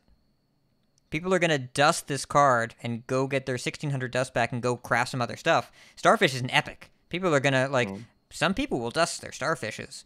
And at 4 mana, it's a real tempo cost. So I don't expect it to just be thrown into decks anymore. You have to really decide if you want this. Yeah, these are Eater of Secret stats, right? Yes. Eater of Secrets is a 4 mana 2/4. And Eater of Secrets, even in the darkest days of the freeze mage meta, and back when we were getting triple ice blocked or quadruple ice blocked, people still didn't really run Eater of Secrets, or maybe you ran one. People are running double Starfish before the patch. It's too good. So yeah, Edelweiss was a visionary on this one, and all credit to her on that, because she was the only one of us. I mean, I saw that I saw her tweet and I'm like, what difference is it gonna make? But it could. I mean, the fact that it's an epic is a really good point. That people may just dust it and get their dust. You notice an epic is one of the 2 buffs in this patch. These are small buffs. These aren't going to be meta changing, though. I actually think this one could be relevant. School Teacher, Justice for School Teacher, 4/3 to 4/4. Dev comment: when we initially changed School Teacher, it was the most played card in the game. I didn't know that. That's interesting. We were partially reverting to balance change in order to make the card feel a bit better to include in decks, while still acknowledging that its power level at launch was a bit higher than we would have liked it to be. Yeah. I mean, this is a function of the card pool, right? A card like School Teacher is naturally going to be very powerful in a 4-set meta and less powerful in a 5-set meta, and will be less powerful still in a 6-set meta because the pool will get diluted more. So that makes sense that it would have had to go to a 4/3 in a 4-set meta when it was very powerful. And now that it's in a 5-set meta and it's not really seeing play, it can go back up to a 4/4. I have seen some of it today. It seemed good. I actually I replaced Shadow Word Ruin with it in Quest Priest to try it out. It seemed okay. Some of the discovers were kind of meh, but yes, and Tito is pointing out in chat that I made that change and then accidentally went to go play the old version that still had the Shadow Word Runes in it for a couple of games before I realized that I'd done that. So, but yeah, I mean, it's fine. I think it's still going to be underwhelming because of the dilution of the pool, but at least it doesn't die to a lot of things that clear 3 health minions. Which is priest cards. Yes. So now it dodges Shadow Word Ruin and the dragon that deals 3 damage to everything. Yeah. And it dodges the 5 mana kill everything with 3 or less health. It's just the perfect priest card now. I mean, you could kill it with an Infused Clean the Scene, but But then it's also perfect anti-priest card. I expect Demon Hunters will start playing this card now for sure. 100%. I expect Demon Hunters to play it. I expect Shamans to play it. Yeah. If you can brand this in DH, it's cool. By the way, in DH, this can get Abyssal Depths now, because that got buffed to 3. And also, it can get 2 of the relic cards. So, not the one you want, but it can buff the one you want. I have a lot of the appeal of the relic cards. Extinction is a very strong removal spell once you get it past deal 2 damage or so. if you can get it, especially if you're branding it, Mm. if you brand Extinction, that's a lot of AoE damage that hits your opponent's stuff. And there's a world where you could brand a school teacher that's discounted a little bit off Phantasms or whatever, and then brand the Nagaling. And that's a lot of damage. Yeah, I did have an 8/8 and 2 4/4s cleared by a brand Extinction tonight. Seems powerful. A brand Noggling with Extinction, obviously. Yeah. Relics are very good in duels. Oh, yeah, I've heard that. Very good and very fun. Oh, I gotta think try that. Devox said that in the Duels channel. Yeah. Relics seem fun. There's also... Especially when you get the passive that gives you the location at the start of the game. Oh, that seems good. It is quite good. And also, there's one more buff. Alliance Bannerman. From a 2-1 back to a 2-2. When we buff cards and Paladin underperform... saved! It's... Stop with your memery. Stop with your memery. That's all I did on this show. What do you mean? Dev comment, when we buff cards in underperforming classes, we rarely do it with the goal of immediately shooting the class to a 50% plus win rate. Our goal is to make the game more fun, something we can accomplish by bringing the class up to a level where players feel like there's something worth exploring. With the focus on high confidence changes in this patch, the change we were most confident we could give Paladin was something we've seen before, a reversion to a previous balance change. Also, I'm going to read Aleko's tweet because he specifically responded to this tweet. Or to this comment. He said, I think a lot of players incorrectly interpret buffs we make to a class as a signal that we think the buff will fix all of the class's problems. Like we mentioned in the patch notes, that wasn't the goal with this buff. Paladin has some issues right now that we don't think buffs alone can fix. They likely need new cards. The Bannerman buff is a high confidence change we can make to the class which we believe will make the game more fun. So we did it. There's not much more to it than that. Yeah. First do no harm, right? Like And- this is an innocuous enough change given the state of Paladin. Like Paladin was kind of broken when they took the 1 health away. Paladin is not even close to broken right now. It's not bad necessarily. There are other problems with Paladin just in terms of players wanting to play it. But I mean, it's not a dominant class, so you know, we can put that 1 health back on and it's probably not going to make anything worse, right? Like we're not shooting for a 9 and hitting 11, right? We're shooting for like a 4 and maybe we hit a 5, maybe we hit a 3. I legitimately think, as somebody who played quite a bit of Paladin when the set launched, that this is going to be a change that you will be able to feel. I'm not saying that it's going to, like, you know, increase the win rate of Paladin by a significant margin, but this was definitely something I felt while I was playing the deck when it was a 2-1. It was something that was significant. So yeah. The same as the one in Demon Hunter that just got reverted. Like when it went back from a 2-1 to a 2-2, you felt it, right? Because it's not dying to 1 attack minions. It's not dying to, you know, one damage AOE. It's, you know, it does make a difference, but it's not going to magically catapult the class into the top of the meta. Also, Paladin does some number of hand buffs, and a lot of times what it would feel like is this would get a buff, a small buff here or there, and then you would play it and it still wouldn't feel very relevant on the board.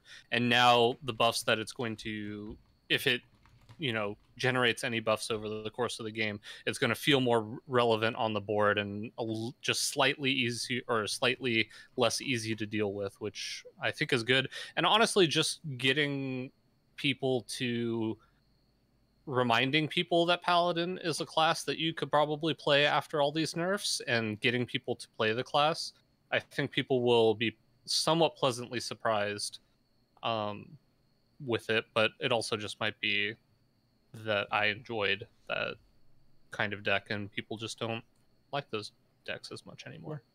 Baby Bear just tweeted this morning before the patch drop that she had like a 70-something% win rate with Pure Paladin. So there's something there potentially, and I mean certainly it's Baby Bear though. Like it is Baby Bear, but that was Baby Bear pre-patch. So like mere mortals among us post patch might be able to do something with it now, with a lower power meta. We'll see. I hope so. So that's all the constructor changes.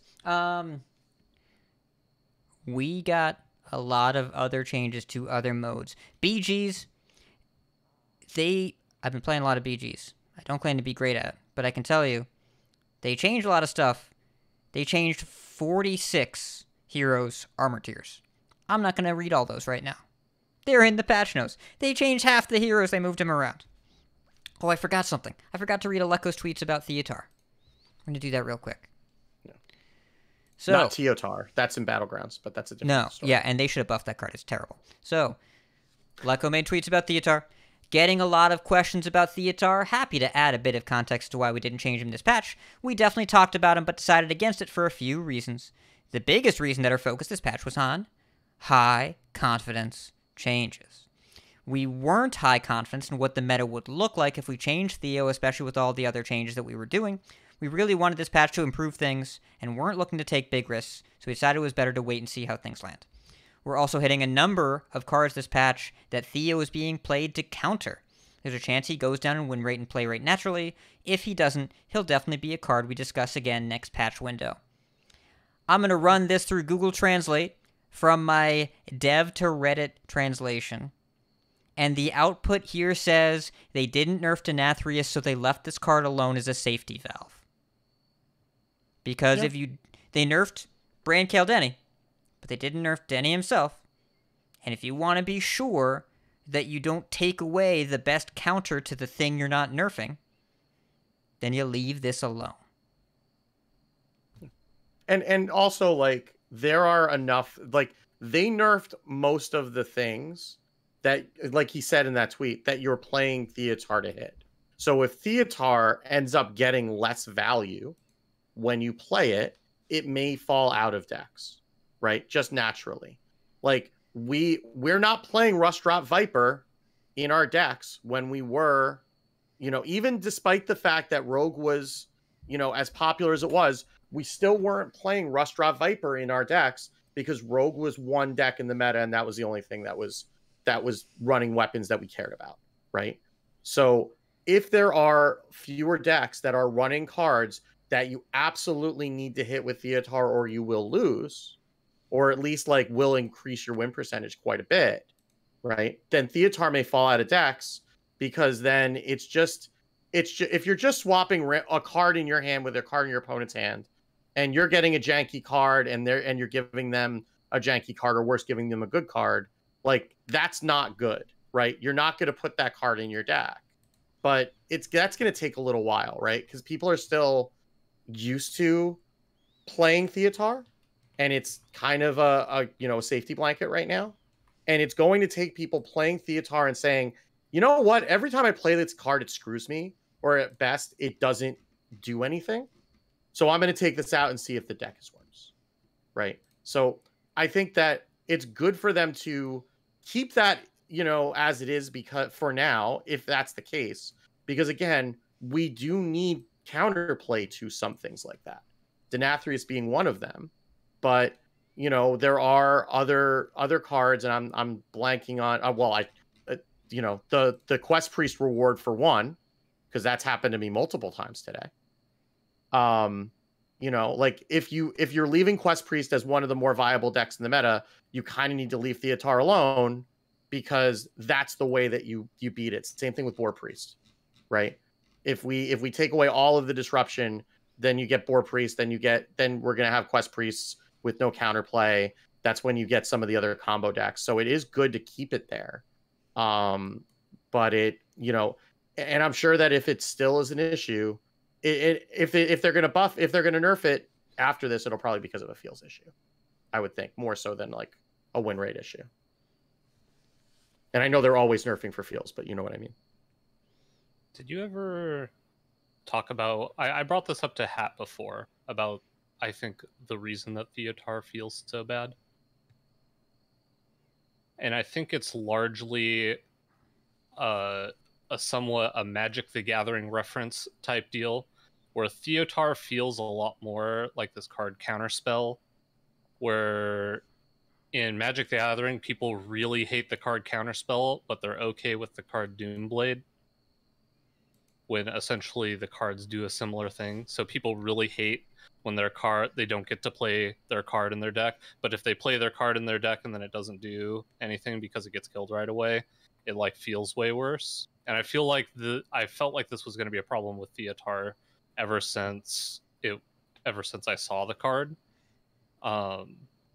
So I don't know that I kind of agree that I feel like Theotar might not really be a big problem, but it definitely has a really negative feeling towards it, just because people don't get to play the cards that they put in their deck because it gets taken. I Yeah, mean, it's it's disruption. more, it's We know more of like this. a thoughts. It's like, or I mean, if we're gonna make Magic analogies, it's like Thoughtseize, right? Like, people don't like having their cards ripped out of their hands. Yeah, Like It's we for- know this. for we know too this low of a revolution. cost, because like Mutinous, I think while it does still feel bad, doesn't feel nearly as bad because the amount of cost to be able to play the Mutinous is so high that, at least in my experience, Mutinous has not felt quite as bad as Theotar, just because Theotar is such a cheap card taking my late game stuff, whereas like Mutinous, a lot of times you're able to do something before the Mutinous comes down, or even you have a bit more, there's more play to it. Like you get to prepare for Mutinous more than Theotar, which can come down anywhere between turn 4 and turn 10. I mean, I'm going to simplify from what you're saying, Bach, because I think you're on the right track, but people see Theotar more, so they're more mad about it. Part of that is the point in the game when it comes down. Part of that is the meta's demands for it. People complained about Mutinous Snipes in Barrens or Caverns or whatever all the time, but it happened later in the game and wasn't played as much because it cost 7, so you just didn't see it all that often. Its frequency is a really, really big deal. So Theotar is... I've talked to some people that high legend players are concerned that Boar Priest is going to be highly played now. I think that if Theotar had gotten worse, that would be a big deal. Yeah. Like, don't make nerfs that make Boar Priest better. Yeah, because Please. Mutinous only hits minions, right? And like, so like you need something that can do that to like beyond just like a counter spell. Like you need some sort of counterplay for, you know, like Amulet of Undying in Boar Priest, which is generally what you're trying to hit. And like that's something you can play around, but it's difficult. So where were we? Battlegrounds. There's a lot of changes here. We're not going to go line by line. The only change to a hero power is Togwaggle's hero power. That's the one that starts at 9 gold, reduces by 1 every turn. When you press the button, you steal all minions in Bob's Tavern. So it's going to 10 gold. Big deal. The point is to hit the 3-on-3 curve where when you would go buy on 3, level on 4 gold, sell level on 5 gold, press the button and buy the full tavern on 6 gold. Now, this will cost 7 on 6 gold instead of costing 6. So you will need either a token or a deck swabby to actually do what you want to do. And otherwise, you don't get to hit that perfect curve and suddenly have a full tavern. It takes longer to reset. It's a big change. Don't know how big of a change exactly in terms of overall viability, but I'm not going to pick them when I see them. I'm going to let other people figure that out. One thing I wanted to say about the armature changes, I don't want to go through all the list either, but just a reminder that it is relevant not only for the armor they get, but also the difficulty of the quests and the value of the rewards that are offered. So something that's moving from armor tier up in armor tier is also getting better quests and or easier quests or better rewards. So that's important as well. Yep. The part of something that RDU said the other day is that he thought that the highest armor tier heroes were the best heroes to pick right now, or before the patch, because they made your quest the easiest to complete. And that was almost a hero power in and of itself, that like anything with 10 armor just meant that your quest was going to be super easy to finish, and that was a big enough deal. So, to recap, RDU was saying the bad heroes are good and the good heroes are bad. Dogs and cats living together. It's complicated, but it's to be less glib. It's more like if you prioritize quest progression over a hero power, then taking the highest armor possible, the largest amount of armor possible, and the easiest quest possible, is what you want to do. I think they're just going for a middle ground here because, again, they want to mitigate hero selection as much as possible, where either you get to focus on the quest or you get to focus on the hero power or some middle ground in between. This is the only hero power that got changed. Like we said, a lot of armor changed around. There were 3 cards that were nerfed. Nether Drake, the tier 2 dragon, it was a 0/5 that at the end of your turn gave all your dragons, including itself, +1 attack. That went from a 0/5 to a 0/4. Amber Guardian, which was the other dragon, it was a 3/2 that at the start of combat gave another friendly dragon +3/+3 in Divine Shield. It goes +2/+2. And Legion Overseer, the demon, the tier 3 demon that gave minions in your shop +2/+2, and they kept the buff if you bought them. Now it's +2/+1. I would just play this demon for tempo all the time. So, slowed down some early game snowballing here. They buffed Lava Lurker, the Naga that the first spellcraft on it is permanent. They reverted a prior nerf from a 2/5 to a 2/4. They put it back to a 2/5. Party Elemental is now a 4/2, and Yoho Ogre moved from a 3/5 to a 3/6. Small changes, but just designed to balance out comps a little bit more. And then quest and quest reward changes. So they have been nudging quest numbers server side because they can almost do anything they want here. But they did have to buff and nerf a couple of quest text boxes. They actually had to do that with this patch. So Tiny Henchman, it was a reward that at the end of your turn, give 3 friendly minions of tier 3 or lower +2/+2. Now it gives +3/+3. Alter Ego, which was even tier minions in Bob's Tavern have +6/+6. It swaps to odd minions next turn, swaps back and forth. Now it's +7/+7, another buff. And then Staff of Origination, give your minions +15/+15, down to +12/+12. Few changes here. That's the only nerf to an actual quest text box, though not as much of a nerf as you might think. Because the thing about quest and reward pairs is that the quest text is dynamically determined by a bunch of factors, including the reward's difficulty rating. My theory on Staff of Origination is that it needed to be a little worse, but they didn't want to crank up the difficulty anymore because there are so many games where you take staff and then die before completing the quest because it's the hardest possible quest to complete.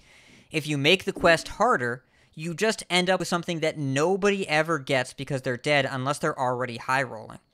So it makes it into less of a moment and more of a trap. And they want it to be a moment. So instead, they nerf the text so they can pull back the quest difficulty just a hair so that people can actually do the thing. It's still hard, but you can actually do the thing. So all of these things are... Quest reward pairs are meant to be viewed dynamically together, so a nerf or a buff to a text box here. Just a question of, is the payoff even worth it at all? And then, how hard do I have to make it to get here? So they're inherently pretty self-balancing, but these 3 need a little nudge. Yeah, I saw Sottle tweeting about this one particular today, because apparently it's like a non-factor in high MMR. Like, staff origination just isn't a thing. And I mean, to that point, like, that's the perfect one to touch, because high MMRs, nobody's going to care. But if you're, reducing the feels bad of, the one lobby at, like, my scrub MMR, where somebody gets staff origination and everybody just dies, right? Then, then that's a good thing. Then that's a good nerf. Yep. So, small changes. I don't think the format needed large changes, but that's what we have. There are armor tier changes. Few of the quests the rewards were nudged a little bit. Teal Tiger, Sapphire, the reroll treasure, Snicker Snacks, the Battlecry treasure, and Red Hand, the buff a minion in your hand treasure, were made a little easier to earn. I guess they were underperforming. Smoke and Gun, which was +5 attack. Mirror Shield, which gave a random minion every tavern +4/+4 in Divine Shield. And Stolen Gold, which made the left and right most minions of your combat golden at the start of combat. Those were made a little bit tougher to earn, so the quest scaling will be harder. All right, and then, Botticus, I hope you're ready. It's duels time. How many things did they change? 4 hero powers. So many 5, things. 6, 7, 8, 9, 10, 11 treasures. 1, 2, 3, 4, 5, 6, 7, 8, 9, 10 passives. It's so much stuff. Talk to us. I'm gonna go. We've been going for a while, so I'm gonna go pretty briefly over a lot of these. But what I will say to start with this, since not everybody listening, I'm sure, has played a lot of duels, but one thing you will find with duels, or something that I will find, is while games may not be over by turn 3, very often games have a very clear person who's ahead by turn 3 or 4. The early game in duels is extremely important in developing whatever engine you're trying to go for, and snowball it into a victory, at least in my experience for the most part. So a lot of these nerfs seem to be geared towards slowing the format down by probably a turn or two, which is why we see a lot of mana cost increases, and also kind of just changing the way some of these engines work in a sense. So like, we'll go over the hero powers to start with, because those are generally where you get a lot of your engines from. The first hero power is a warrior hero power, no guts, no glory. It used to be 1 mana, deal 1 damage to a minion, give it +2 attack. If the minion dies, you gain armor. It's now 2 mana. I surprisingly have not seen this hero power a lot. I would say it's one that I don't face quite as often. So I'm kind of surprised to see the change here, but it'll be interesting to see, because with warriors, I would have assumed I would have been more okay with this change if this was the only warrior I see, but a lot of the warriors play the other passive, which is if you have armor at the end of your turn, shuffle a bomb into your opponent's deck. I feel like I see that one significantly more often. So kind of surprised at this change, but slowing that down by a little bit, making it cost considerably more, I think is probably a decent direction if they're trying to slow the format down. I would assume that if they're making a change like that, it was probably overperforming and just not getting picked a lot. So maybe if that word got out, then it would just be, too good if they didn't change everything else. I've definitely seen it. It's just not. I see both warrior hero powers a lot. Whereas on the other hand, this next one is probably the hero power I see the most often by a pretty wide margin, which is the Drekthar hero power. So the way Drekthar works is you pick a treasure at the start of the game. That treasure determines what class you can add cards to your deck from. And 9 times out of 10, the hero power they chose is called War Commands. It used to cost 2 mana to draw a neutral minion from your deck, and it cost 0 mana until end of turn. It now costs 3 mana. This feels like a very significant nerf, because often with Drekthar, your best first passive treasure to pick is the one that gives you an extra mana crystal for your first 2 turns, so that you can just hero power on turn 1, and now you need the coin to be able to do that, if you even have that passive to begin with. So it's just going to take considerably longer. You're no longer getting a discount on the minion you're drawing. Oftentimes they would build just this hero power with death rattle minions and try to give your minions reborn, so you're just kind of generating these really sticky minions from the start of the game and just kind of chipping away at your opponent until you play like a big buff or some game ending spell. But with this change, it's going to take quite a bit longer for that to get going. Your opponent's going to have many more turns to find answers to kind of the advantage you're getting by just making super sticky boards. So yeah, this was probably the change I'm least surprised about, just because I see this hero power so much. You see it a lot, and especially at high win percentages. And the other one that you see a lot is the Bran hero power. So this is a very significant change to Bran. It kind of completely changes how the deck's played. So the hero power people would almost always pick with Bran is at the start of your turn, discover a card with which you draw. And now the new hero power is now 2 mana to discover a card from your deck. So now you're just going to draw a card, and then you can pay 2 mana to draw another card that is discoverable. I think in some decks this is just going to be a pretty big buff, honestly. And it's a pretty significant nerf against the Armor Warrior that I was talking about earlier, because against Armor Warrior, you would just never pick the bomb and you would never draw bombs, and it kind of completely countered that deck. But now you are going to draw them off your regular draw. Yes, exactly. Yeah. But I mean, if this is tracking for 2 mana as a hero power. Mm-hmm. I would still take that. That sounds pretty good. It's pretty strong because, I mean, like I said, a lot of the duels decks revolve around engines that you're trying to build that kind of steamroll into a victory. So as long as you have the mana to use the hero power, you're going to be able to find your engine a bit quicker because you're getting 2 cards a turn. So it definitely still slows the deck down because you have to spend that mana to get that value, but I'll be interested to see how many people end up choosing this afterwards, or how it feels to play against. But I think it's a very interesting change, so I like it. And then the last one to hero powers that they changed is Frost Shards, which was 1 mana, deal 1 damage, add a 2/1 elemental to your hand that freezes anything that it deals damage to. Now it costs 2 mana. Yeah, that's a lot. That's a lot of more mana for what this used to be. So, And Wildfire's still banned in duels. yeah, you can still generate it. Yeah. But yeah,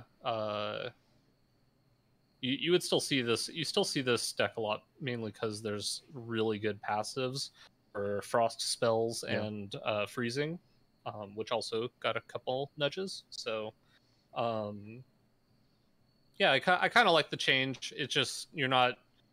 It's kind of like the Druid change, where it just felt you would just weave in an extra hero power, get a 2/1 elemental, and they're just kind of generating the steady stream of 2/1 elementals.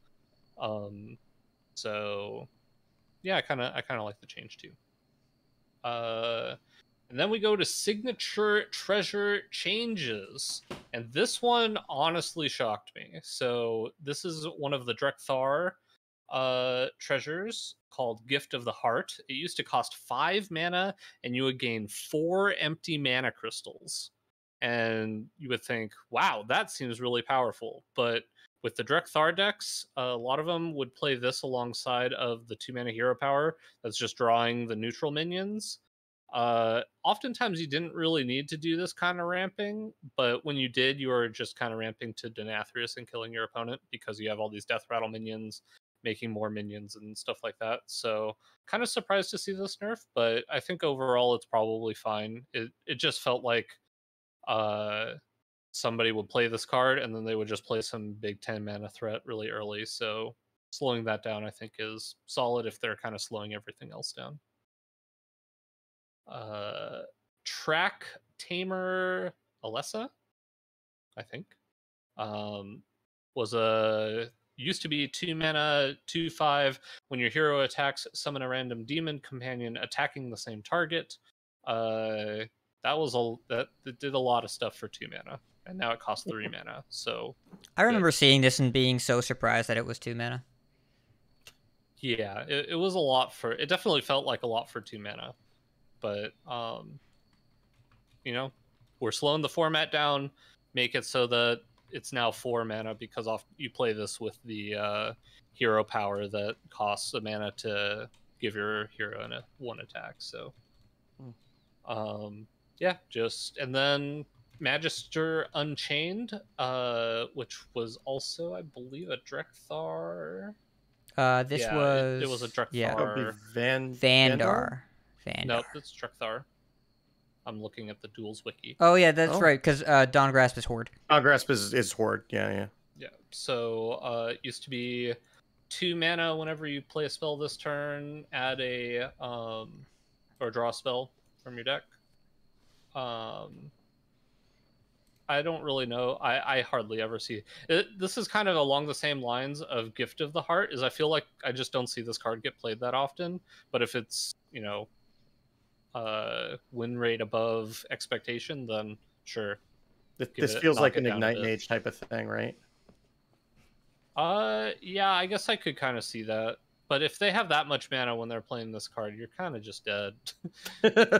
I mean, most of the time, you just don't. Oftentimes, I felt like I don't see Mage with Drekthar as often because Drekthar is all about drawing minions and then having sticky minions on the board. And generally, Mage right now is trying to play Frost spells and make a 3/6 elemental every turn. Well, if your only spell is Ignite and this, Yeah. then because it's after, so it's already shuffled into your deck, and then you just draw it again, right? Kill 'em. You just keep cycling Ignites. Yep. But yeah, I mean, I feel like duels games kind of end before you're able to do that too much with this. So, I don't know. It's not And lower in a deck I MMR play. and casual, maybe it happens more. And I'm sure that Yeah, feels probably. extremely bad if that does happen. Yeah. And this next card feels like this is a pretty heavy-handed nerf. So this is a brand card that got hit pretty hard. 6 mana, 3/6 draw. It used to draw 3 cards, and any minions that you draw cost 4 less. And now you only draw 2 cards, and the minions you draw cost 2 less. So you're not having gigantic swing turns as much when you play the Senior Excavator. Which honestly, I don't know. It feels like you play so many spells in duels that oftentimes this would kind of whiff, but I guess now it's gonna whiff a lot more because you're not gonna play this and then play 2 minions as often. Yeah. So you're not gonna have as big of a swing turn as often. It seems like I admit I haven't played much duels lately. This seems like a really big powering down of a lot of things in this format. You look at this card in particular, Senior Excavator. They reduced both the draw and the discount. There's a lot of really significant changes. A lot of treasures and passives got hit, like Safe Harbor. It was a treasure Yeah. that said 2 mana, choose a minion and put it into your hand to cost 0. It went from 2 to 5. 2 to 5. They more than doubled the cost. That is a Denathrius change. That is very much Yep. Okay. We're going to make this really hard for you to slightly discount this or your Denathrius and then just play it twice in a turn. Yeah. That sounds worse than Shadow Step, yeah. Yeah, so... Sure does. Or, and, your opponent plays the Denathrius and you just, Well, and if we take look it and at... smack him in the back end with it, yeah. And if we look at Marvelous Mycelium, so we've talked about this card before.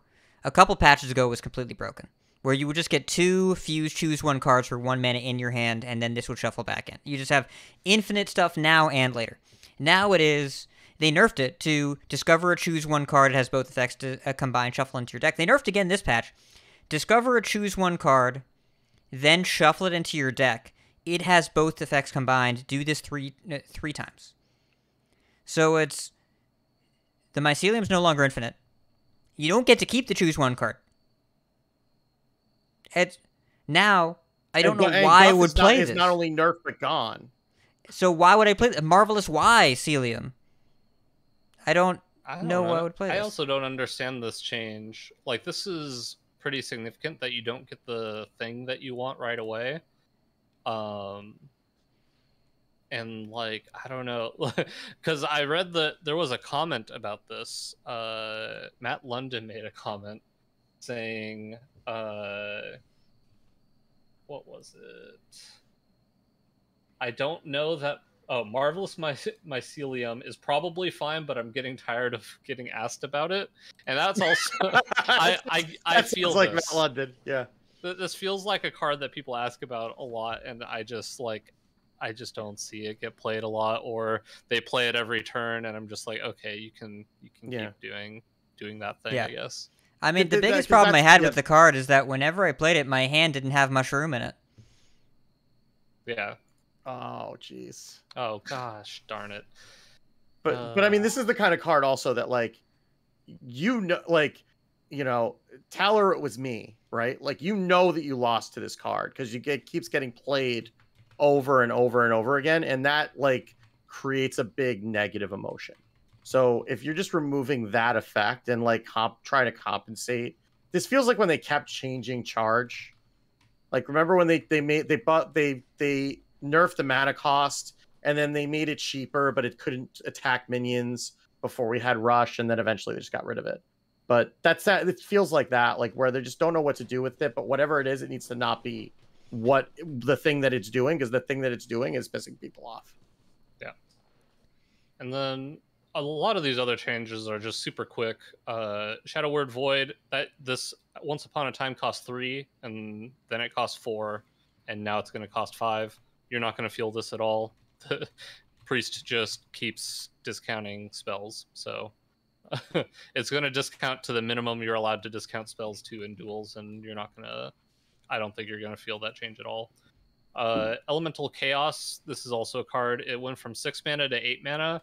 I mean, people would you just play this card, and it's like a pretty good card to play, but it feels like it's almost never game ending, and it rarely catches you back up, but now it's worse.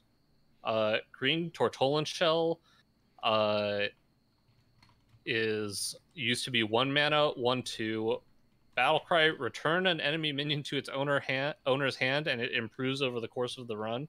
So eventually, after like 4 or 5 wins, it's just returning all of their minions to their hands. And honestly, that's just too powerful for a 1 mana card that you're using to combo a lot. So moving it to 2, I think, is a good change.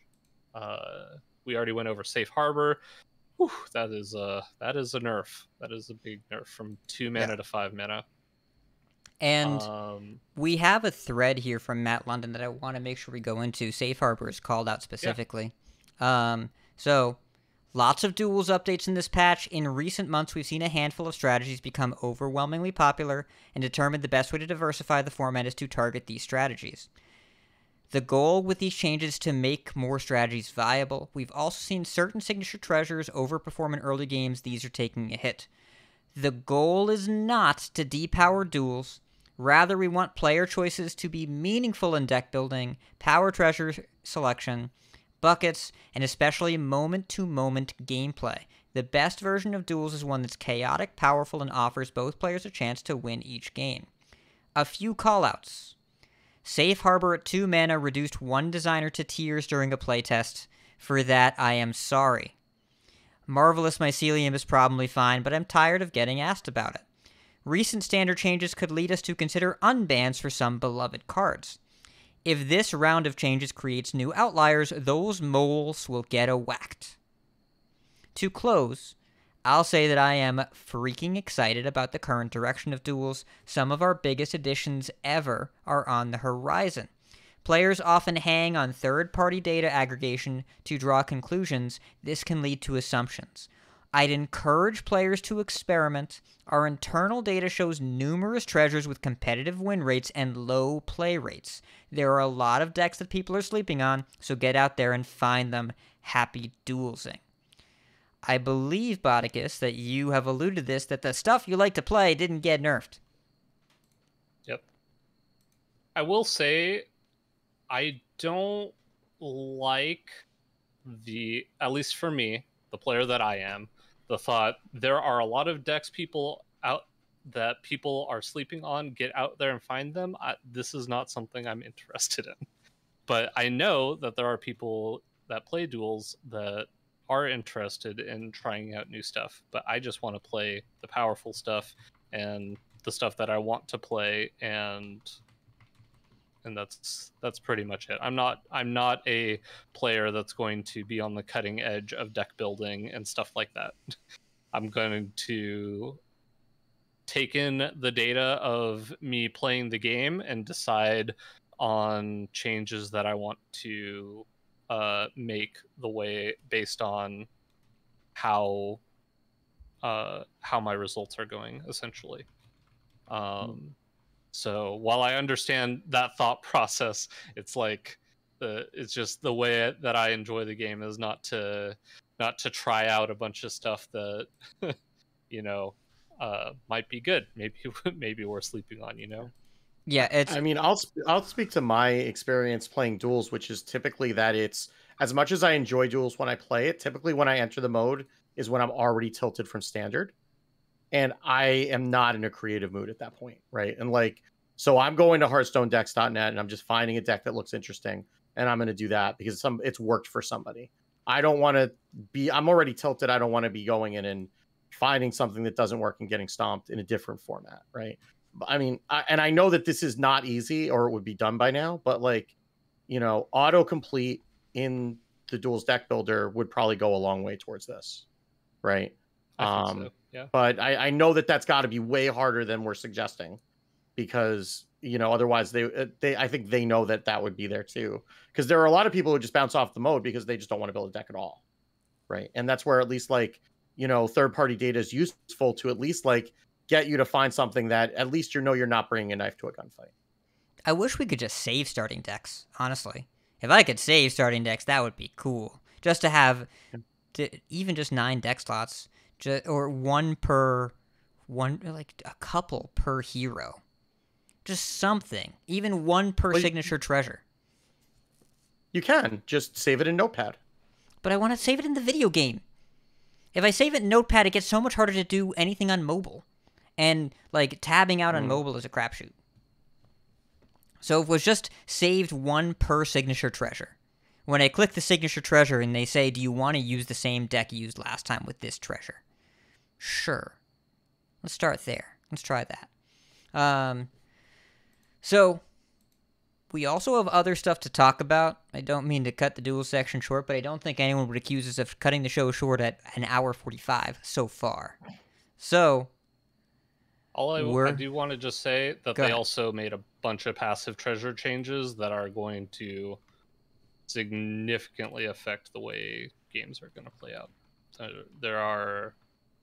There's a bunch of stuff that got made in there that's stuff I see extremely often, and wow, these are pretty major changes. So if you are interested in duels, check out those. And I will say, if you're looking to get started in duels, we've talked about it a couple times, but check out HearthstoneDecks.net, and whenever you're queuing up, you can just see people who have 12-win runs with those.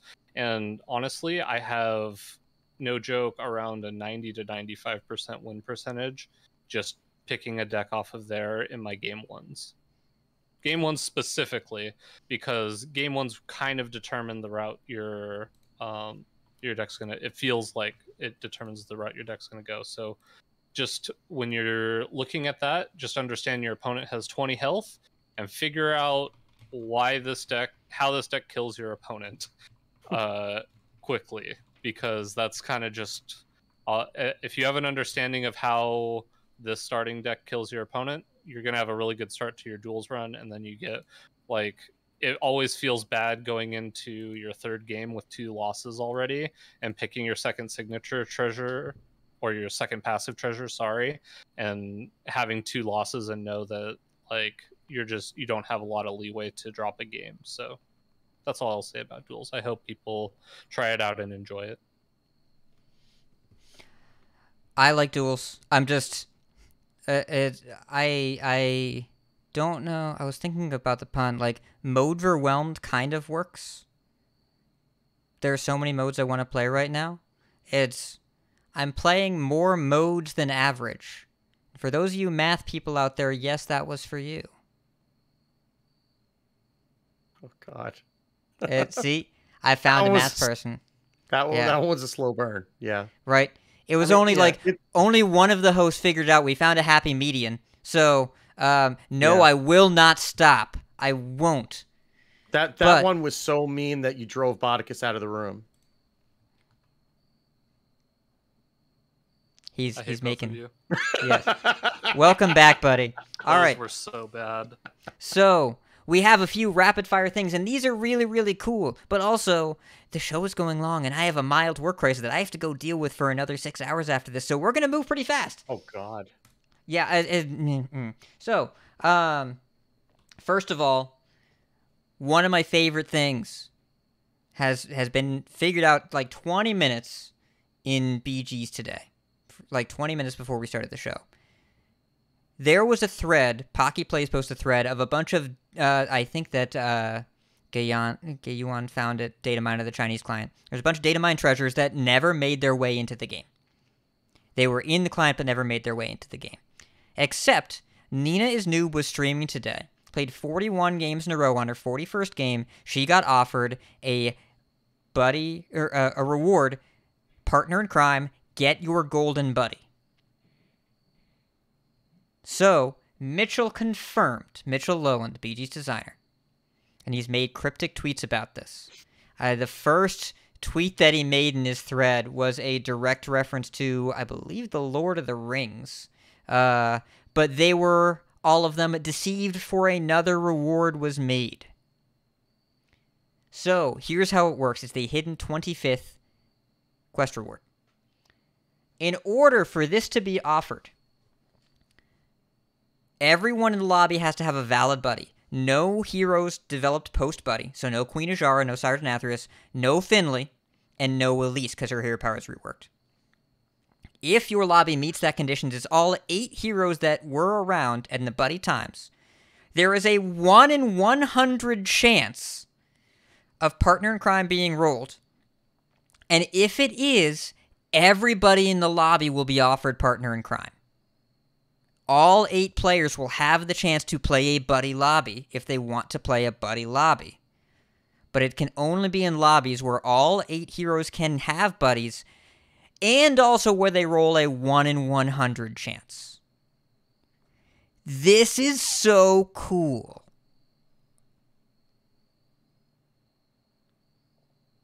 I'm surprised it was found this early, to be honest with you. Like, that just seems like unlikely with the number of heroes to begin with. And for it's only been like a week and a half. I figured it would be at least a month, given those circumstances. I would love to know how long Mitchell thought it would take for somebody to find it.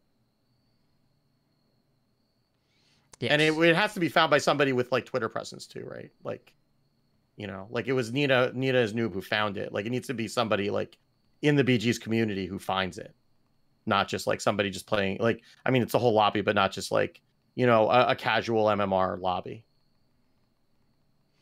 These conditions are so ridiculously narrow that there were rumors of this a couple weeks ago. There was a screenshot on Reddit, but no one had seen it. No one could prove anything. There were no videos, whatever, because you think about the chances of, if anyone picks a new hero, which happens a lot, by the way, because they're new heroes, instantly this is gone. So you couldn't pick any new heroes, and 1 in 100. It's cool. I'm going to start picking older bad heroes. There are a lot of BG's games going on every day, but also, yes, that is a very low percent chance. Yeah. Well, because I mean, if it's a casual player, they're not even going to know that that it's not there, right? Like, they're not even going to know that that's something special, right? Like, it needs to be somebody who's like highly engaged, which means like a high MMR lobby where they're also more likely to pick the heroes that are good, which aren't necessarily the ones that were around during buddies. So, other news. There's a little bit more. Just a little bit. First of all, if you log into the client and you go to play BG's, there's a pop-up that says, hey, there was a BG's balance patch. Click here to go to the website. Love it. Fantastic. Telling people to play a mode, hey, we changed some things in your mode. In the game. It's nice. I would like this in TFT, please. Because they don't tell you either. And then you die. And you don't know why. So that would be that. And at least like you can see the changes on the cards. If you're not in TFT, if you're not like, if they just got like, you know, the numbers nudged a little bit, you don't even see it. I mean, TFT doesn't even tell you how to play their game, so... They have a tutorial now. It's in the mobile client. Yeah, mobile only. Well... Don't you guys have phones? Oh, don't you start. Don't you start with me. Okay. So, there's a new Tavern Brawl. That's cool. And Magic of Azeroth. It's definitely not Sailor Moon. It's Magic of Azeroth. And you pick as 4 pre-selected characters. My understanding is that it's extremely difficult. I have been told that by a lot of people this is a very difficult tavern brawl. I played it twice. The first time I died instantaneously.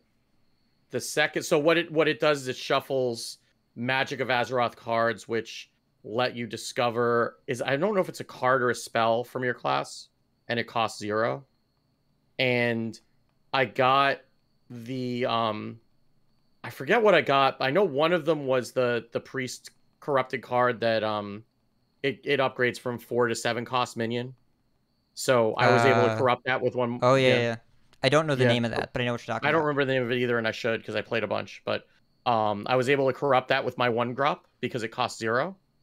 And then there was something I don't know exactly what I did, but I ended my turn 1 with with an original Yasharaj on my board, and I won that game. That was okay. Auspicious Spirits, thank you, contiguity in the chat. Yeah, it's Auspicious Spirits. It's been a long day for everybody. If I'm not remembering priest cards, it's been a very long day.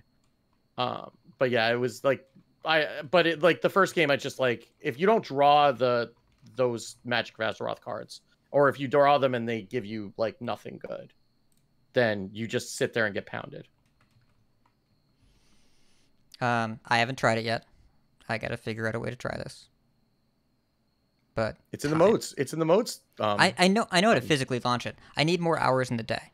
There are new bundles in the shop: Magic of Azeroth Tyrande and Nemsy, another Nemsy, but this one's cute. They're all cute. And then Steve, I know you bought the Tyrande. Yep, it's actually not as good as the Kyrian Tyrande, but I was actually, I'll be honest, I was a little bit underwhelmed. I was surprised, but it's, I mean, it's still good, but it's, I was expecting, I guess, a little bit more animation. I think Edelweiss has been a bad influence on me. There is a new BG's Legendary quest line. Many people, I mean, you've noticed this if you're in the client. It is BG's rewards only. It is play a BG. Then after that, it is top 4 a BG. Then after that is win a BG. It is 2 weeks time gated. There's an emote and then a forget the second. The first reward. 2 are both emotes. The first 2 are both emotes. The third one is a Jandis Barrow skin. And it is a 2-week time gate to win a BG.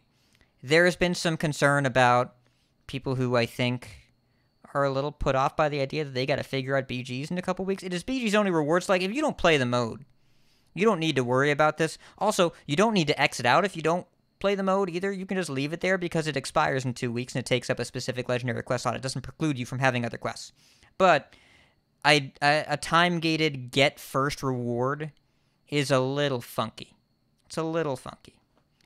Especially after they just added the pay only gold or pay only only money for getting for hero selection, right? Like, I'm surprised I didn't hear that more than I did. I don't want to start that fire, but like, it's and I think the designers tweeted that they'd heard that and they may think about that differently going forward. I think because like winning a BG is like, I mean, I was tweeting about that too, and then Hat of course tells me you're just gonna get there, and of course like the same day I did, and I told Hat that it's annoying how often he's right about things, but I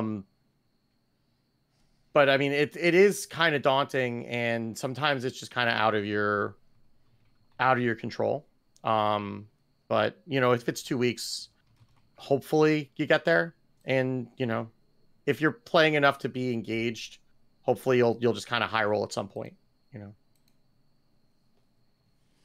Yeah, it's, if you don't play a lot of BGs, your opponents aren't going to either. It's an MMR match mode, so you don't need to worry about there being really, really fierce competition. If you just play a little bit, you will probably get there, but the optics aren't great. I don't think that it's, if it wasn't time gated, fantastic, but the time gating is a little sketchy.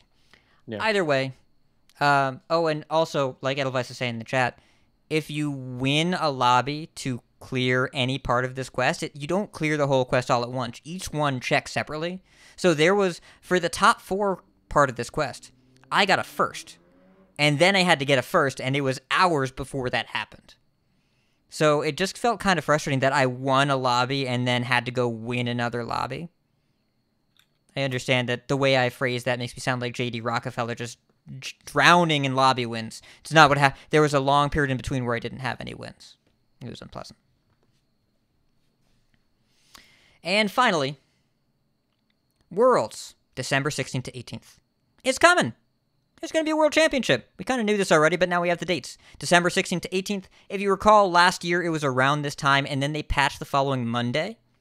So the balance patch of that expansion may very well be on Monday the 19th, or it could be the week before. They usually don't need to, but Monday the 19th, Tuesday the 20th, they have a little bit more wiggle room, because last year that Monday was the 21st. Christmas was on that Friday, and so they were out at the office after that Tuesday. So we're planning ahead already to the first balance patch of the next expansion. Working backwards from that. We haven't even gotten the mini set yet, Hat. Come on. But I think that's all the news we have. Remember how... Well, no. None of us were dumb enough to say this is going to be a shorter episode. But we were dumb enough to say... But Steve was dumb enough to ask for, can we please try and keep it under 2 hours? And we said yes when we meant absolutely not. That's okay. I can sleep all day tomorrow if I want to. Especially after all those duels changes. Oh, man, but I want to go play some duels now, and also some BGs. Okay, here's what pisses me off. I can't play duels on one device while I BG on the other. I should be able... Just Smurf account. I guess I could Smurf. Does that work? Can you Smurf on... You can multi-box servers, huh? I guess I need to go play EU. Oh, you could try EU, yeah. That's another thing you could do. Or you could just, make another account just for BGs. I mean, you also literally only play casual modes. Oh, but you need cards. Yeah. Well, no, if you're just doing BG on the new account. Yeah. I could make a new account just for BGs. Mm-hmm. Okay. This is something you're seriously considering, isn't it? Okay. I'm sorry. I'm a bad influence. It's okay. It'll let me multitask more, which I'm sure will do wonders for my rating in both modes. Yeah. But, listeners, it's been a wonderful 2 hours. But I want to go play, and instead I have to go work, and then I get to go play. But we have many folks... If I can find this thing. But we have many folks we'd like to thank. Check out our thanks section on the website at coinconcede.com, where you can find our contact info, our show notes, and our Patreon information.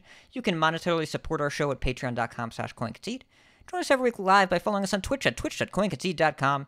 Join our community chats and our Discord at discord.coinconcede.com. Write into our email at coinconcede@gmail.com. Follow us on Twitter at coinconcede. Like, share, and follow us on Facebook at facebook.com/coinconcede. If you like some CC swag, head over to our shop at shop.coinconcede.com. Big thanks to our producers, Number Theory, Doshike, Crash Cap, B-Squatch, David P, Faded Black, Walu, Jeremy T, Bottle Caps, Lucky, and Ponius.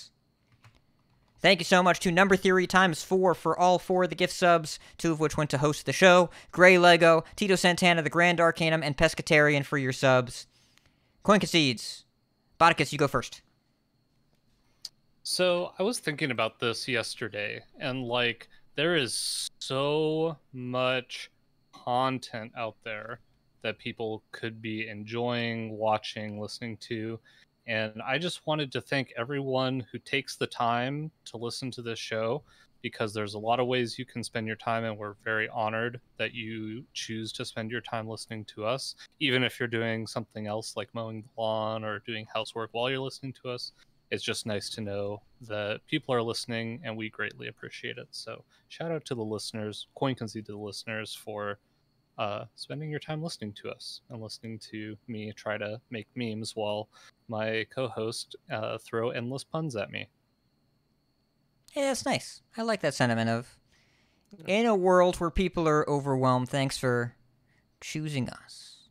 That's nice. Thank you, Botticus. I'm glad you could make it back.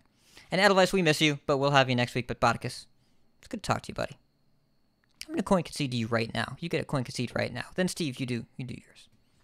Yeah, well, so I'm going to coin concede to one Rhines Deli. Ooh, that's a good deli. Yeah, because Hat messaged me after the show last week and said, "What are you doing on Sunday?" And I said, "I don't know, nothing, because I don't leave the house." And so Hat was up here, and then we were starting to figure out where to go eat. And my lovely wife Maureen is extremely intelligent, which is why I married her. and said, why don't we just go to Ryan's Deli? Because it's on the way back for Hat towards New York. And I suggested that, and we all agreed that that was a brilliant idea. And so we did. And my whole brood came with us, and we met Hat in Eastern Connecticut, and we had pastrami, and it was delicious. And the company was also very good. The company was better than the pastrami, but the pastrami was very good. And I actually have a jar full of pickles that I can go have a full sour after the show. And I'm actually kind of looking forward to that now. That sounds delightful. It does. But yes, but it was good to getting to do that for as long as it's been a while. I mean, has it been since BlizzCon? It has, hasn't it? I think it was. Time is stupid.